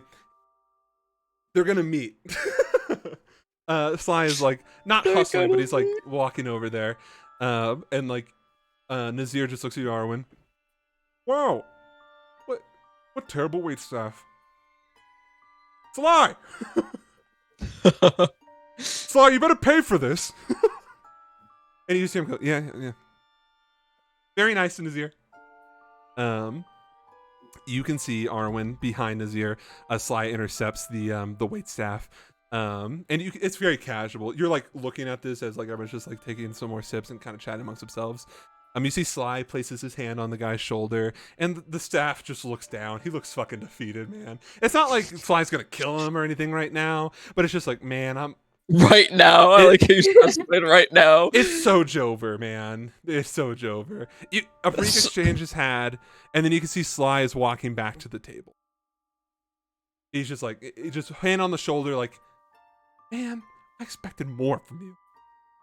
Giving him the dad talk. Yeah, like, come on, champ. Come on, champ. As he's walking back, you're like, okay, whatever. And Nazir draws your attention again. Right. You also see this. The conversation, the dad conversation in the back. You see Sly walking back to the table, and you see that resting on his on the side of his shoulder, on his right arm, there's a spell tag that wasn't there previously. And Sly seems oblivious to this. Is it like Asian-y style? Yeah, spell? it's like a spirit tag. You know those like ghosts and I think Chinese lore where they have like the tag over their face? It's like one of those. Like a sacred talisman is probably the best way to put it. Like one of those like you would see like monks and clerics in anime be like, ah! And put on like a spirit or like a devil to like exorcise them. Shrine is familiar with this because you've seen those hanging from your temple before. Oh, show. Is he coming near me? Kind of. He's like walking back to his original position where the sands are. The bastard. Is that within snatching range or It's on the further back. You can Okay. stand up and talk to him though. can I just make eye contact with him? Yeah. He, like, And looks then at you. motion, look at his arm. Hopefully he looks at it. He looks down. And looks where like you mimicking you, and then just looks back at you, and then Dead ass? Okay, fine. I'll fucking get up. I'm not above getting up and snatching things. you like push your Eat chair away it. from the table. I drink all of my drink first. She stands up. Oh shit! Sits back down, drinks it, and then sits back up. Exactly. As you finish your drink, put it down, and push your way away from the table. The room begins to tremble, like a full-on earthquake. You guys are in the middle of California, right? And it's just like shaking the room, and Nazir's like, "Whoa!" Like, and everyone's like, "What the fuck is going on?" And like looking around, and like Sly looks at you, Shrine, and it's just like has this look of like surprise on his face, and like his eyebrows like kind of raised, and then it stops, and you guys look up, and you can see like dust falling from the ceiling, and you can see a crack forming on there. Uh-oh. I'd like to clarify for everyone in the room that was not my doing. Nazir looks at you, Shrine. He looks at you like I don't have the power to do this. I'm a simple monk. Thank you. So you say that to him. Yes. I can't do He this. just like looks up at the ceiling and goes, "What the fuck was that?" And as his sentence is cut off, the ceiling above you explodes. Do I make it to fucking Sly? Oh no, we're gonna get. I there in a hate it here, second. Grandpa. I hate it here. There are hostages. And hot women to talk to, apparently. She's so fine. The copper lady. She's fine as fuck. Why do hot women always bully Arwen? They know they can get What away did with you it. do? It's his kink. I think this might be the song I want to play. It might be really loud and it might be scary. It might be scary. It might be scary.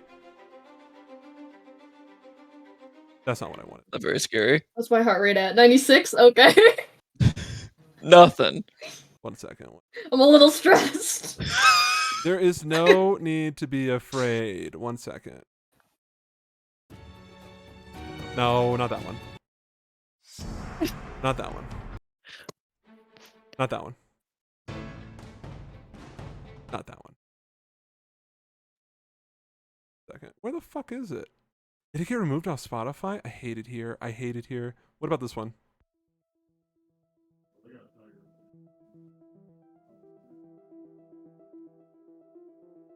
Oh, that's fine. Let him cook. Yeah, okay. It's like the Call of Duty zombies. Oh, no. No, not even. You just wait. Hush your pretty little mind over there.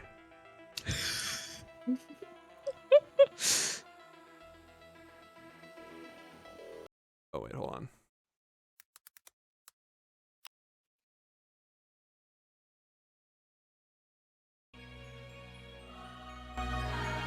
There we go. We'll do that one.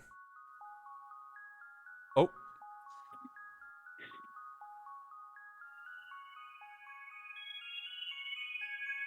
Sorry, I gotta get back to my note. Also, want to make sure this isn't fucking perfect. The ceiling above you explodes. I need all of you to make me dexterity saving throws. Do I get my Yeah, yeah, thingy? you saw this coming. Yeah. Okay. Yup. I'll give you advantage then. Oh, that's a D12, not a D20. Epic. What'd you roll, Arwen? A 9.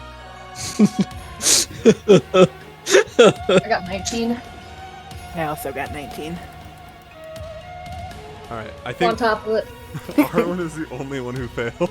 Arwen, Epic. if I'm sitting next to Arwen, if anything's gonna hit him, like falling debris, It's a do lot I of have my fun. shield? Can I protection him? Damn, okay. Crunch. Crunch. Swash like a bug.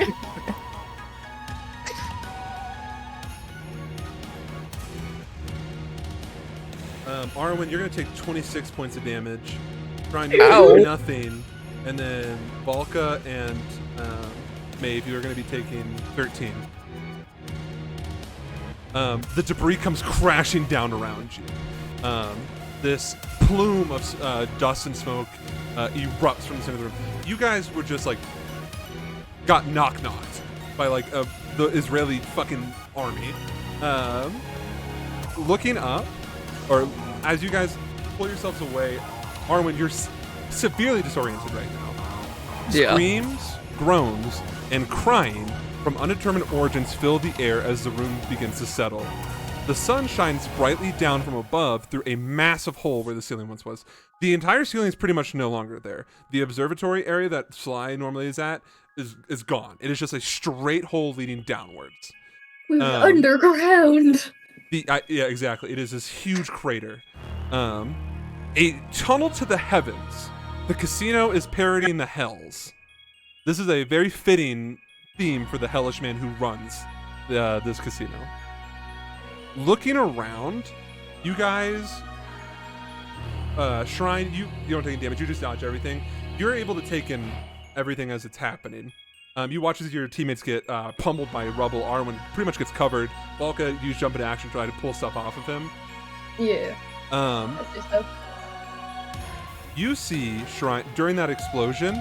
There was another separate explosion of this like red burst of energy coming from where Sly was at, or where Sly and the Sand siblings are.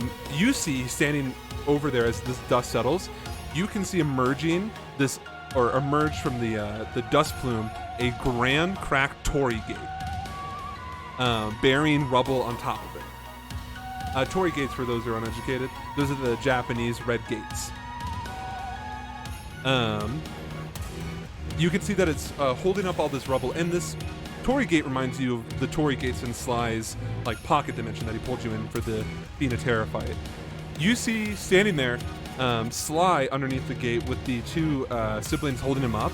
Sly's right arm is completely missing, and he is holding an oozing stump where his right arm was with his left hand, and you can see he's bleeding out this silver ichor.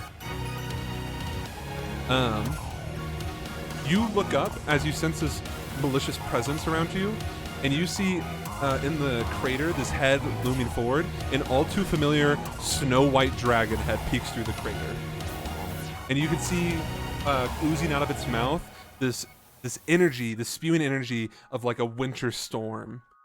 As you guys are recovering from the initial impact of the ceiling exploding, opening you guys up completely, this private chamber is no longer private. You, Shrine, hear the sound, this guttural sound as the dragon opens its mouth, its closed mouth, and its maw unleashes a raging winter storm from above. You see this blue crackling energy followed by this intense burst of cold.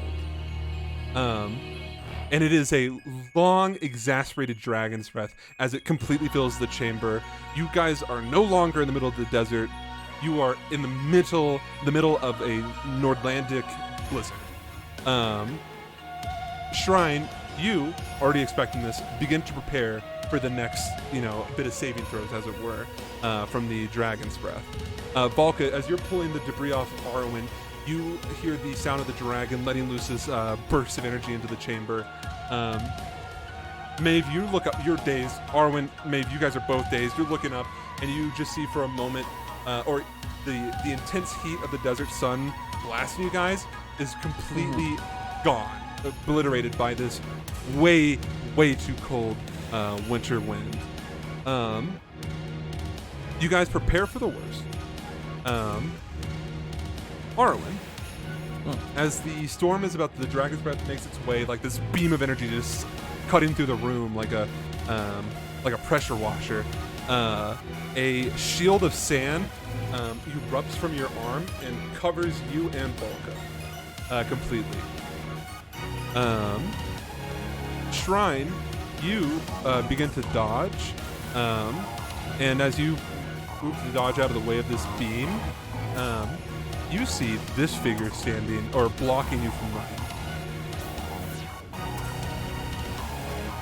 I'm about to post it.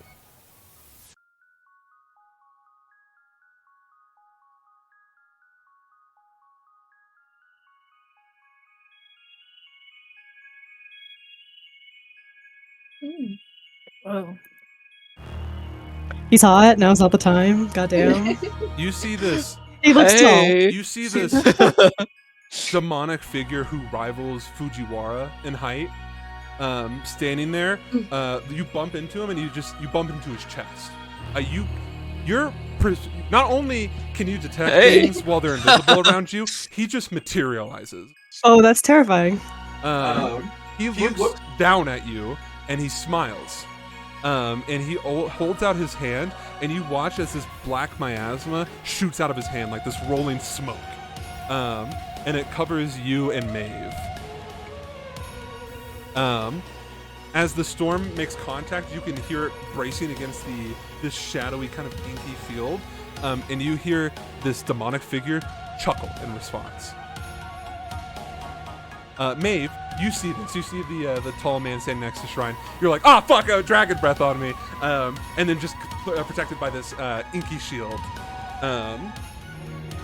In the same moment that he materializes and you get this kind of glee from him, Shrine, the dragon's breath makes its pass over you guys, and then he's gone. And so is the shield. Arwen, you watch as the wall of sand protecting you and Balka, you flinch in response because you didn't about to hit you. Yeah. And then it makes contact with the sand, and it like, kind of like someone pressing down on like a taut sheet. It almost reaches you before it just keeps going. The two of you watch as the sand falls, and as it hits the ground, it just shatters. The outside sand, as it were, is completely frozen. It makes its way to the other side of the room where the doors are, and you watch as the breath hits the doors, it begins to seal it shut. So there's this huge ice wall where your only escape is, besides going straight up. You watch once again as the dragon rears its head upwards, it taking the breath attack with it, just shooting up the wall, up towards the crater and towards the heavens. You hear it shout once more, or let out this roar once more, and then point the beam again into the chambers and let loose another volley. This time just kind of avoiding you, just doing another diagonal path. It does that once more, and you guys are just still trapped in this snowy terrain. And then you hear the thunderous beats of the dragon flying away from the crater. The storm still raging on even after the breath attacks. You guys stand there, looking around, trying as you take in. You're the most stable here. The three others are still either shitting themselves or recovering still from the concussion they just received from the falling debris. You see running in the chamber, you see Olympia Rainbridge. She's in the crumbling chambers, and she's fighting past the guards of the Tajir, and running straight for them. You can see that she threw a javelin, and it pierced Nazir in the stomach, and he's like reeling over as he like reaches for a weapon to Nobel, and he just falls under the immense pressure of the fucking javelin piercing him, dead. That was the nice one. You see that. Just go ahead and cross him out of my notes. She was the nice one. It was the nice one. Other Tajir jump into action, calling for their guards, or who remains, is completely destabilize any sense of organization. And you watch as Urseth, the dwarf, brandishes a scimitar and begins to charge at Olympia. You watch as he gets punted like a fucking football by Renorin, who takes the side of his warhammer and slams it into the side of him, sending him flying. Woo!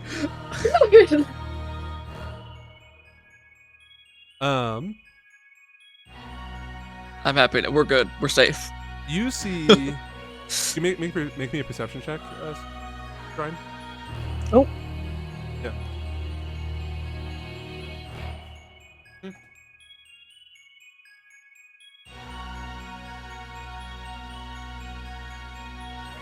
What'd you roll? Okay. You just see your friend Renorin protecting his wife, Olympia. You watch as he stands there and braces his feet and then shouts towards the skyline. This barbaric roar.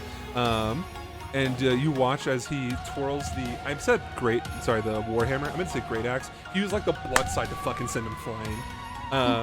You watch as he twirls the great axe in his hand and then charges at the rest of the Tajir. What is Shrine. As you're watching this, you see the gold, the Lady of Gold, stand up, and she begins to spark magic in her hands, and you watch as an arrow pierces through her right hand. Looking up, you see in the crater where the great white dragon was, you now see Lysander firing arrows from above. Just one after another, just quick succession. Aiming, it looks like for the Tajir. What is the brass one doing? What is he doing? What's he up to? You don't see him. Mans has noped the fuck out. He's gone. Fair. I mean, who needs blackmail? Fine. You're watching this happen, and then you get this if you had hair, like on your arms, like the goosebumps or like someone's watching me, you feel this reaction and you just hold up your hand, and you catch an arrow instinctively. It looked like it was about to hit you. And you see Lysander staring back at you, notching another arrow to fire at you. Once again, he fires it, and then you catch it. 3 arrows. Yeah. They're throwing this shit back. You watch as he takes his aim and nudges it forward or upwards, and you can see he's now aiming for Volca and Arwen's direction. You two are disoriented from this. Okay. Okay. You're still reeling. You're like, what the fuck is going on? You guys are on the base floor of 9/11. Can I try to intercept the arrows? Yeah. You drop the arrows you have in your hand, and you begin to sprint your way over to your friends, and you hear a friendly voice shouting for you. Shrine-sama! You can see, as you look, you see standing there making binoculars out of his hands, you see Curse Sage. That explains it. Okay. Shrine-sama! And he looks at you and he jumps up and is waving. For Jennifer, and for people who forgot, I'll post what he looks like. Wait, where is he? He's on top of the debris, in the middle of the middle Sure. of the room. Yeah. Who are they? Are they attacking us? Or are they attacking? Oh no, man. Who is He in danger begins here? to run at you. He's smiling. He looks so happy to see your shrine. As he's running, you watch as arrows. Lysander's aim is no longer on your friends and are pointed at Curse. And you watch as the arrows are flying at him. They just stop midair, before they reach him. He is running up to you in the middle of this raging fucking winter storm you're at the ground zero of 9/11. He's just happy to see you. He's like, Shrine! Are we hugging? He's running to you right now. Is it going to be a hug? Yeah, Is he 100%. slowing down as he yeah. approaches me, or is he running full speed? No, he's running full speed and he's Okay. arms wide. All right. I'm prepared. As he's running, you hear this gust of wind, and then this vacuum sound as the storm begins to swirl around, in this almost like it's colliding to one point. So it's just swirling like a drain. And you can see standing at the center with his fingertip pointed towards the sky, a figure you've never seen before.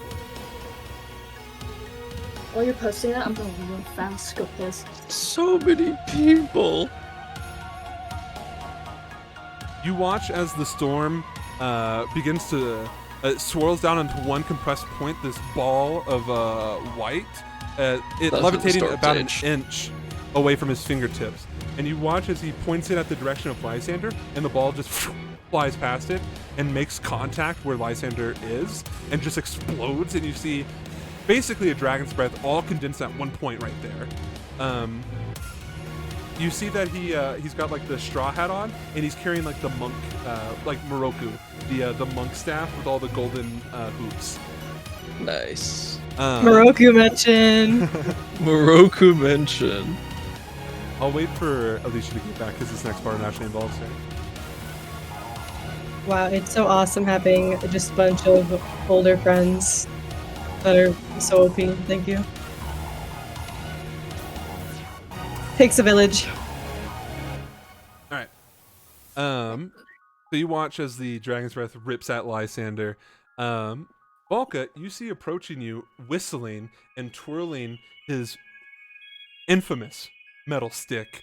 You see Krugenheimer approaching you guys.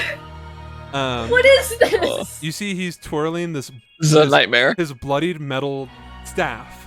As he's whistling, you can see very clearly, both you and Shrine, on his middle finger is a ring of the 9.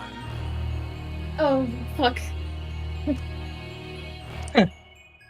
As he's approaching, you hear him say, echoing throughout the chamber, "Puppy, I missed you." Where's this music? The feeling's not mutual. Where's this theme? He isn't good right now. Unfortunately, this music's more. What? Bingo boys aren't with him What? right now. Yeah, the Vanguard You're right. boys. He doesn't have his boys. Shrine, do you draw for your sword? Does what look okay? Is anyone coming at me menacingly? Krugenheimer. Yes. Okay. You go to reach for your sword, and you feel a hand or a paw, if you will, on your shoulder. Stop. My baby boy. I would never say that to his face because that's so disrespectful. Let me take care of this shrine, San. And you see, like, using his leverage, moving past you, you see Shishi, and he's drawing one of his swords. This is awesome. He turns to his attention to Krugenheimer, and Krugenheimer just looks at him, his sunglasses, like, glaring in, like, the sunlight, and goes, "What the fuck are you?" And Shishi... He's so iconic. Shishi Jennifer, responds- Shishi is a Leonin. I- He's oh, a yeah, big I have a picture. lion man. Thank you. There's a lot of people you don't know, but are very scary to us. It's exciting watching you guys. No, jazz he's like, so oh cute. shit. He's such a cutie. He's a cat boy. Shishi's Yeah. beautiful. He He's walks wonderful. past you, and Aw. he's, Krugenheimer goes, "What the fuck is that?" Pointing to like reverse pogging at like the Wojak meme at like Shishi. And Shishi, you watch as he unsheaths his sword. You guys see the the gleam of the blade, and he just responds with an opponent. And then he draws the Wow, that's blade. And you guys That's cold. watch as his signature field of blades. You watch as hundreds of blades emerge from the ground. And Krugenheimer just looks around and goes, "Are these metal?" Oh, I hate Oh it here. no! Oh no! And you watch as they begin to rattle, and Krugenheimer goes, "Oh, they're metal."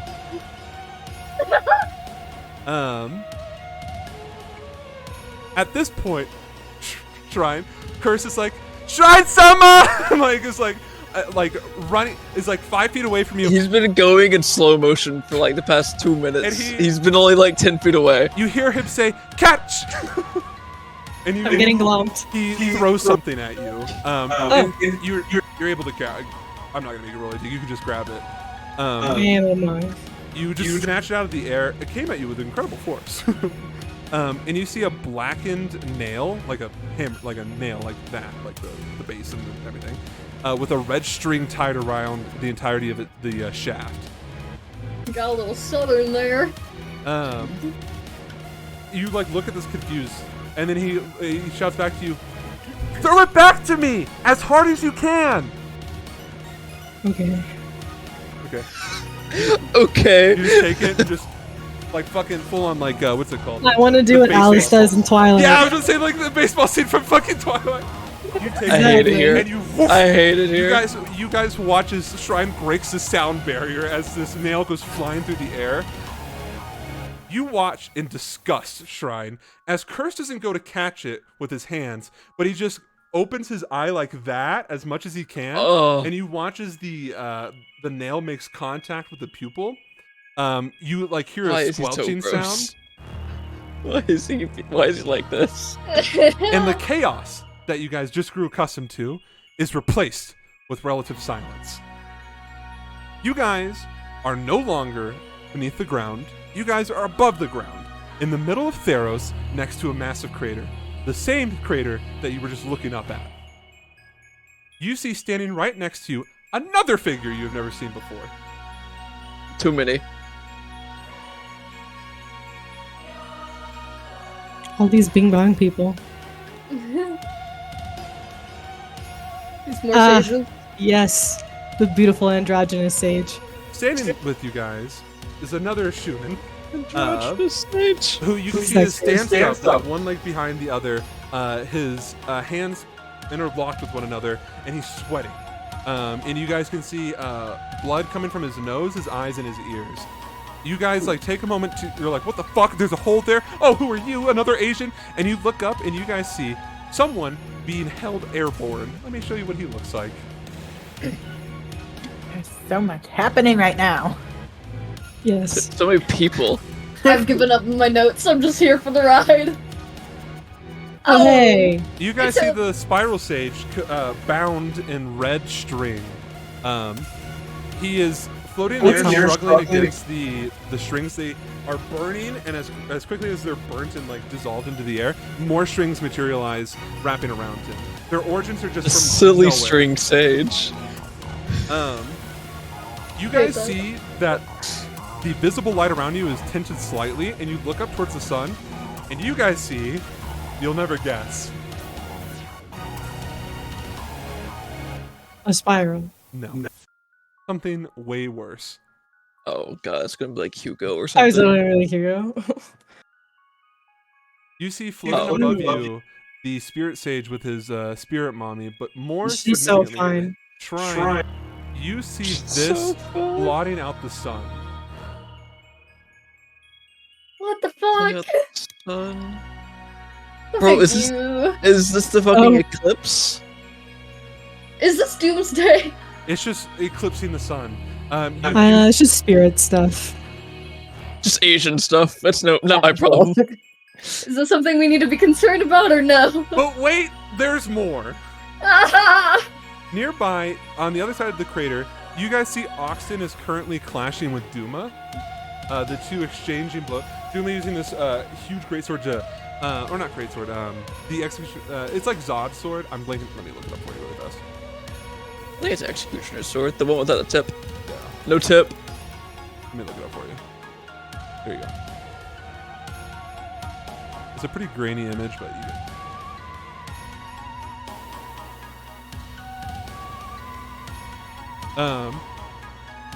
It's a lot of like Duma's massive strength clashing against Oxton's wooden, longsword, with the force enough to send Oxton flying, but it's like a controlled one. So he's like blocking and then like doing cool backflips and shit like that to stabilize his position as Duma's clashing against him. As the two of them are fighting, as Oxton gets thrown back, you watch as his sword changes to match Duma's sword, and his wooden sword completely changes to look exactly like Duma's. The two clash, and once again, Oxton goes flying backwards. And as he's reeling backwards, he watches the sword changes into one of Dredgen's guns, and Oxton points it and fires. Parry this! You can see that he's blocking it with the shield in his form. You watch as one of the bullets make contact with Duma, and he recoils, and you can see like blood oozing from it. This just red. But wait, there's more. You guys see also fighting Amadeus, engaging Silas Constantine in hand-to-dagger combat. You guys didn't expect much from Elias because he was like this fragile little baby boy who couldn't handle himself in combat realistically if he didn't have magic. You're seeing Amadeus engaging with this man like he's a monk who's been training his entire life. You see he's like blocking defensively. So Amadeus is completely on the defense. You're watching Shrine, a technique of pure, unfiltered self-defense. Silas is wielding that cursed dagger. Oh dear. You see Amadeus, his hair no longer up in its normal bun, it's just like flowing. He looks disheveled. You can see that every part of his movement is of making sure that he never allows Silas to lay a hand on him. Or dagger at this point. At this point, the string sage looks to you, Shrine, or like looks back at you, and looks concerned. He looks extremely discouraged as he looks at the spiral sage, who's just tearing more and more of his binds apart, the fire igniting it.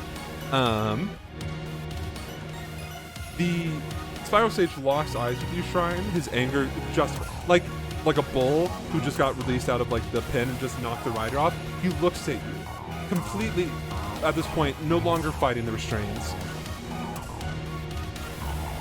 He smiles, the sense of like relief, and he holds out his hand, and you watch as the binds completely break from it, and he points his finger at you, Shrine.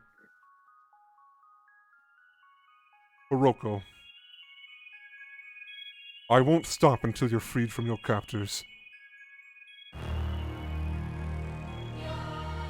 I understand why you sealed me away, but I will save you.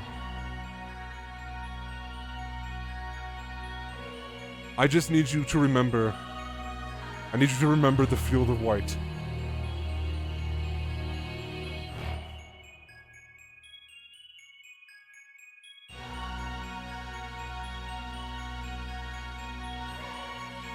The string sage looks back at you, Shrine. That's nice and all. You should leave. I'm fucking outie.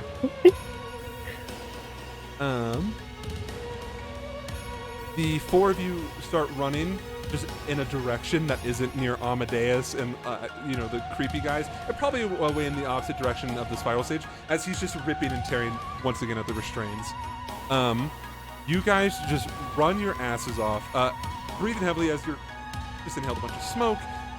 You were also just exposed to extreme heat, to extreme cold. As you're running, you see this weird kind of like film effect, almost like this force field around you guys. As you reach the wall, Shrine, you just keep running. You break right through it, and the tinged area is no longer there. And as you look back, you see that there is, like, back towards where the field was, nothing. It looks completely normal, like nothing's been touched. As the rest of you catch up, you breach through the barrier. You watch Shrine just ripple through. You guys turn back around and you guys see that the area looks completely normal, like nothing's been touched.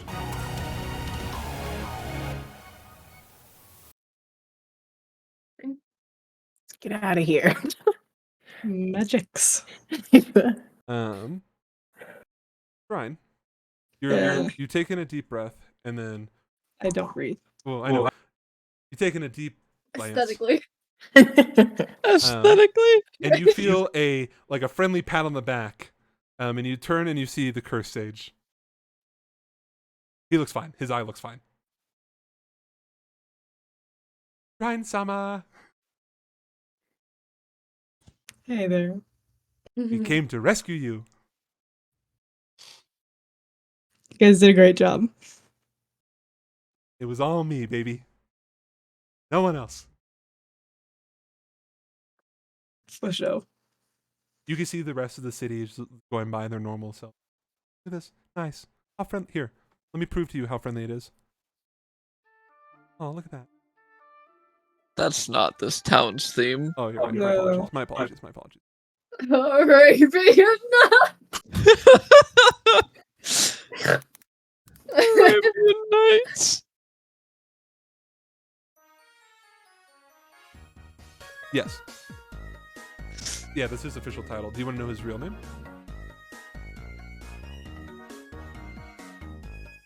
Oh yeah. So you know he is. Oh. You know that his name is.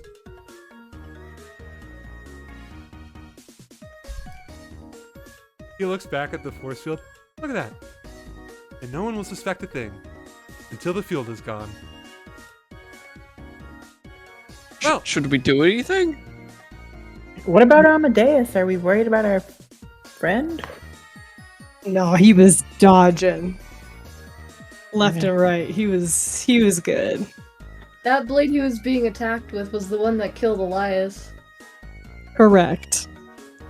that would explain the cursed energy. Yes, it's a cursed weapon.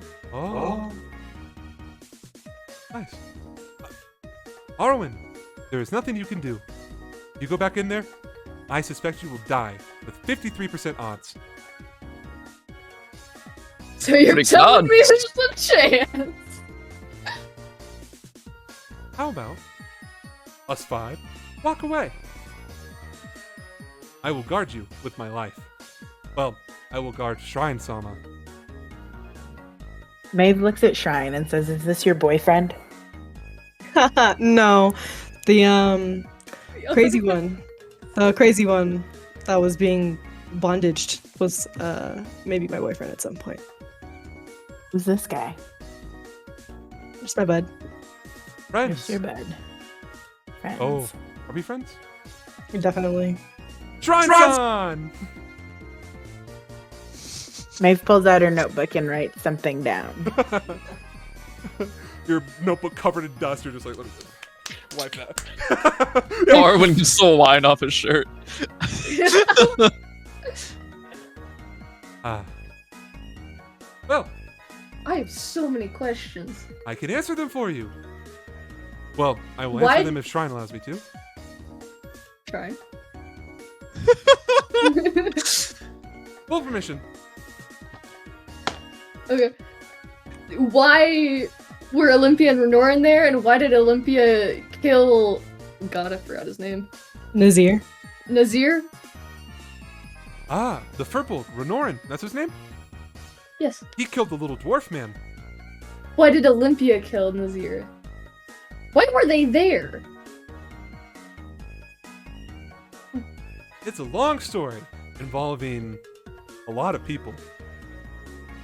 Clearly. Hmm. They weren't there originally. They must have found their way in. I wasn't paying attention.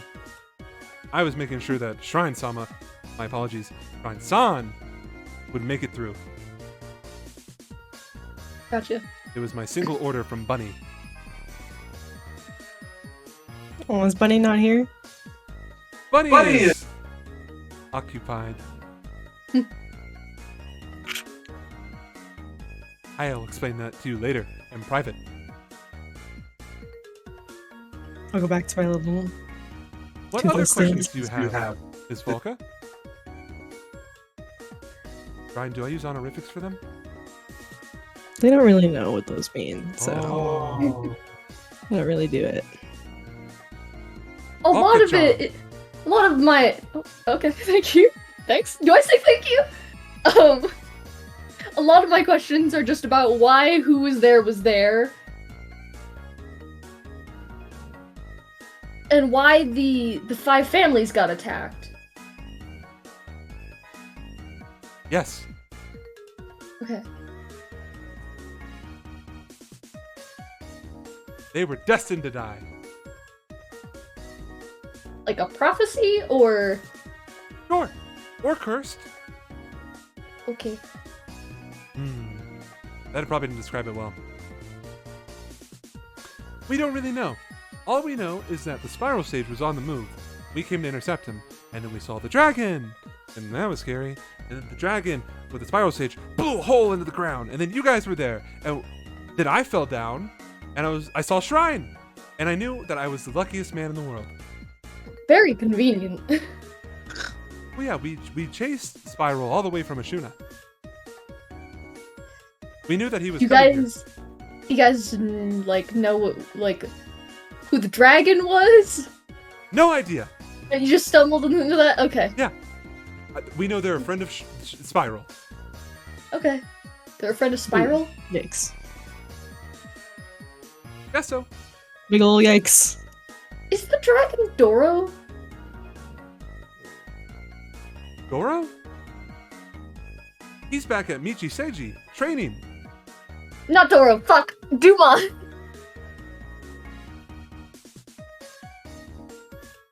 I don't know.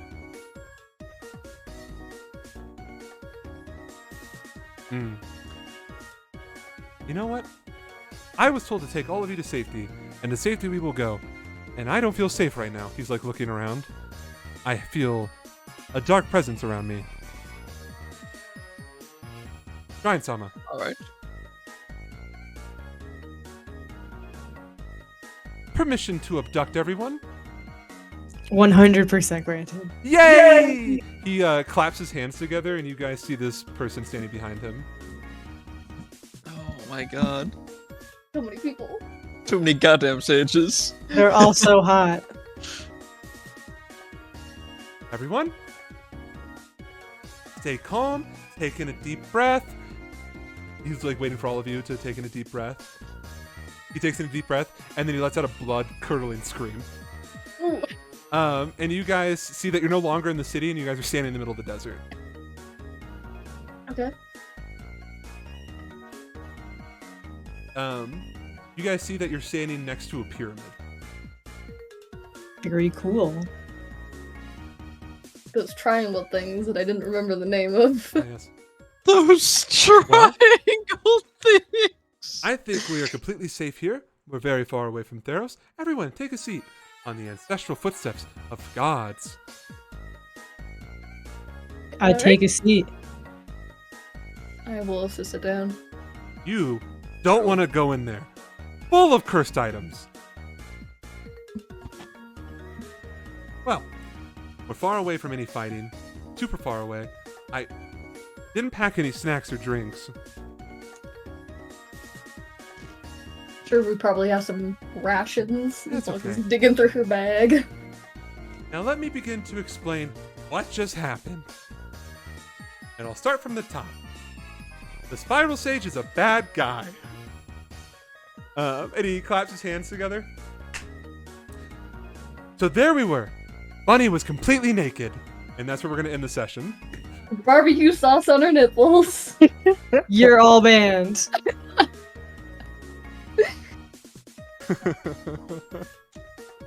What's Incredible. this little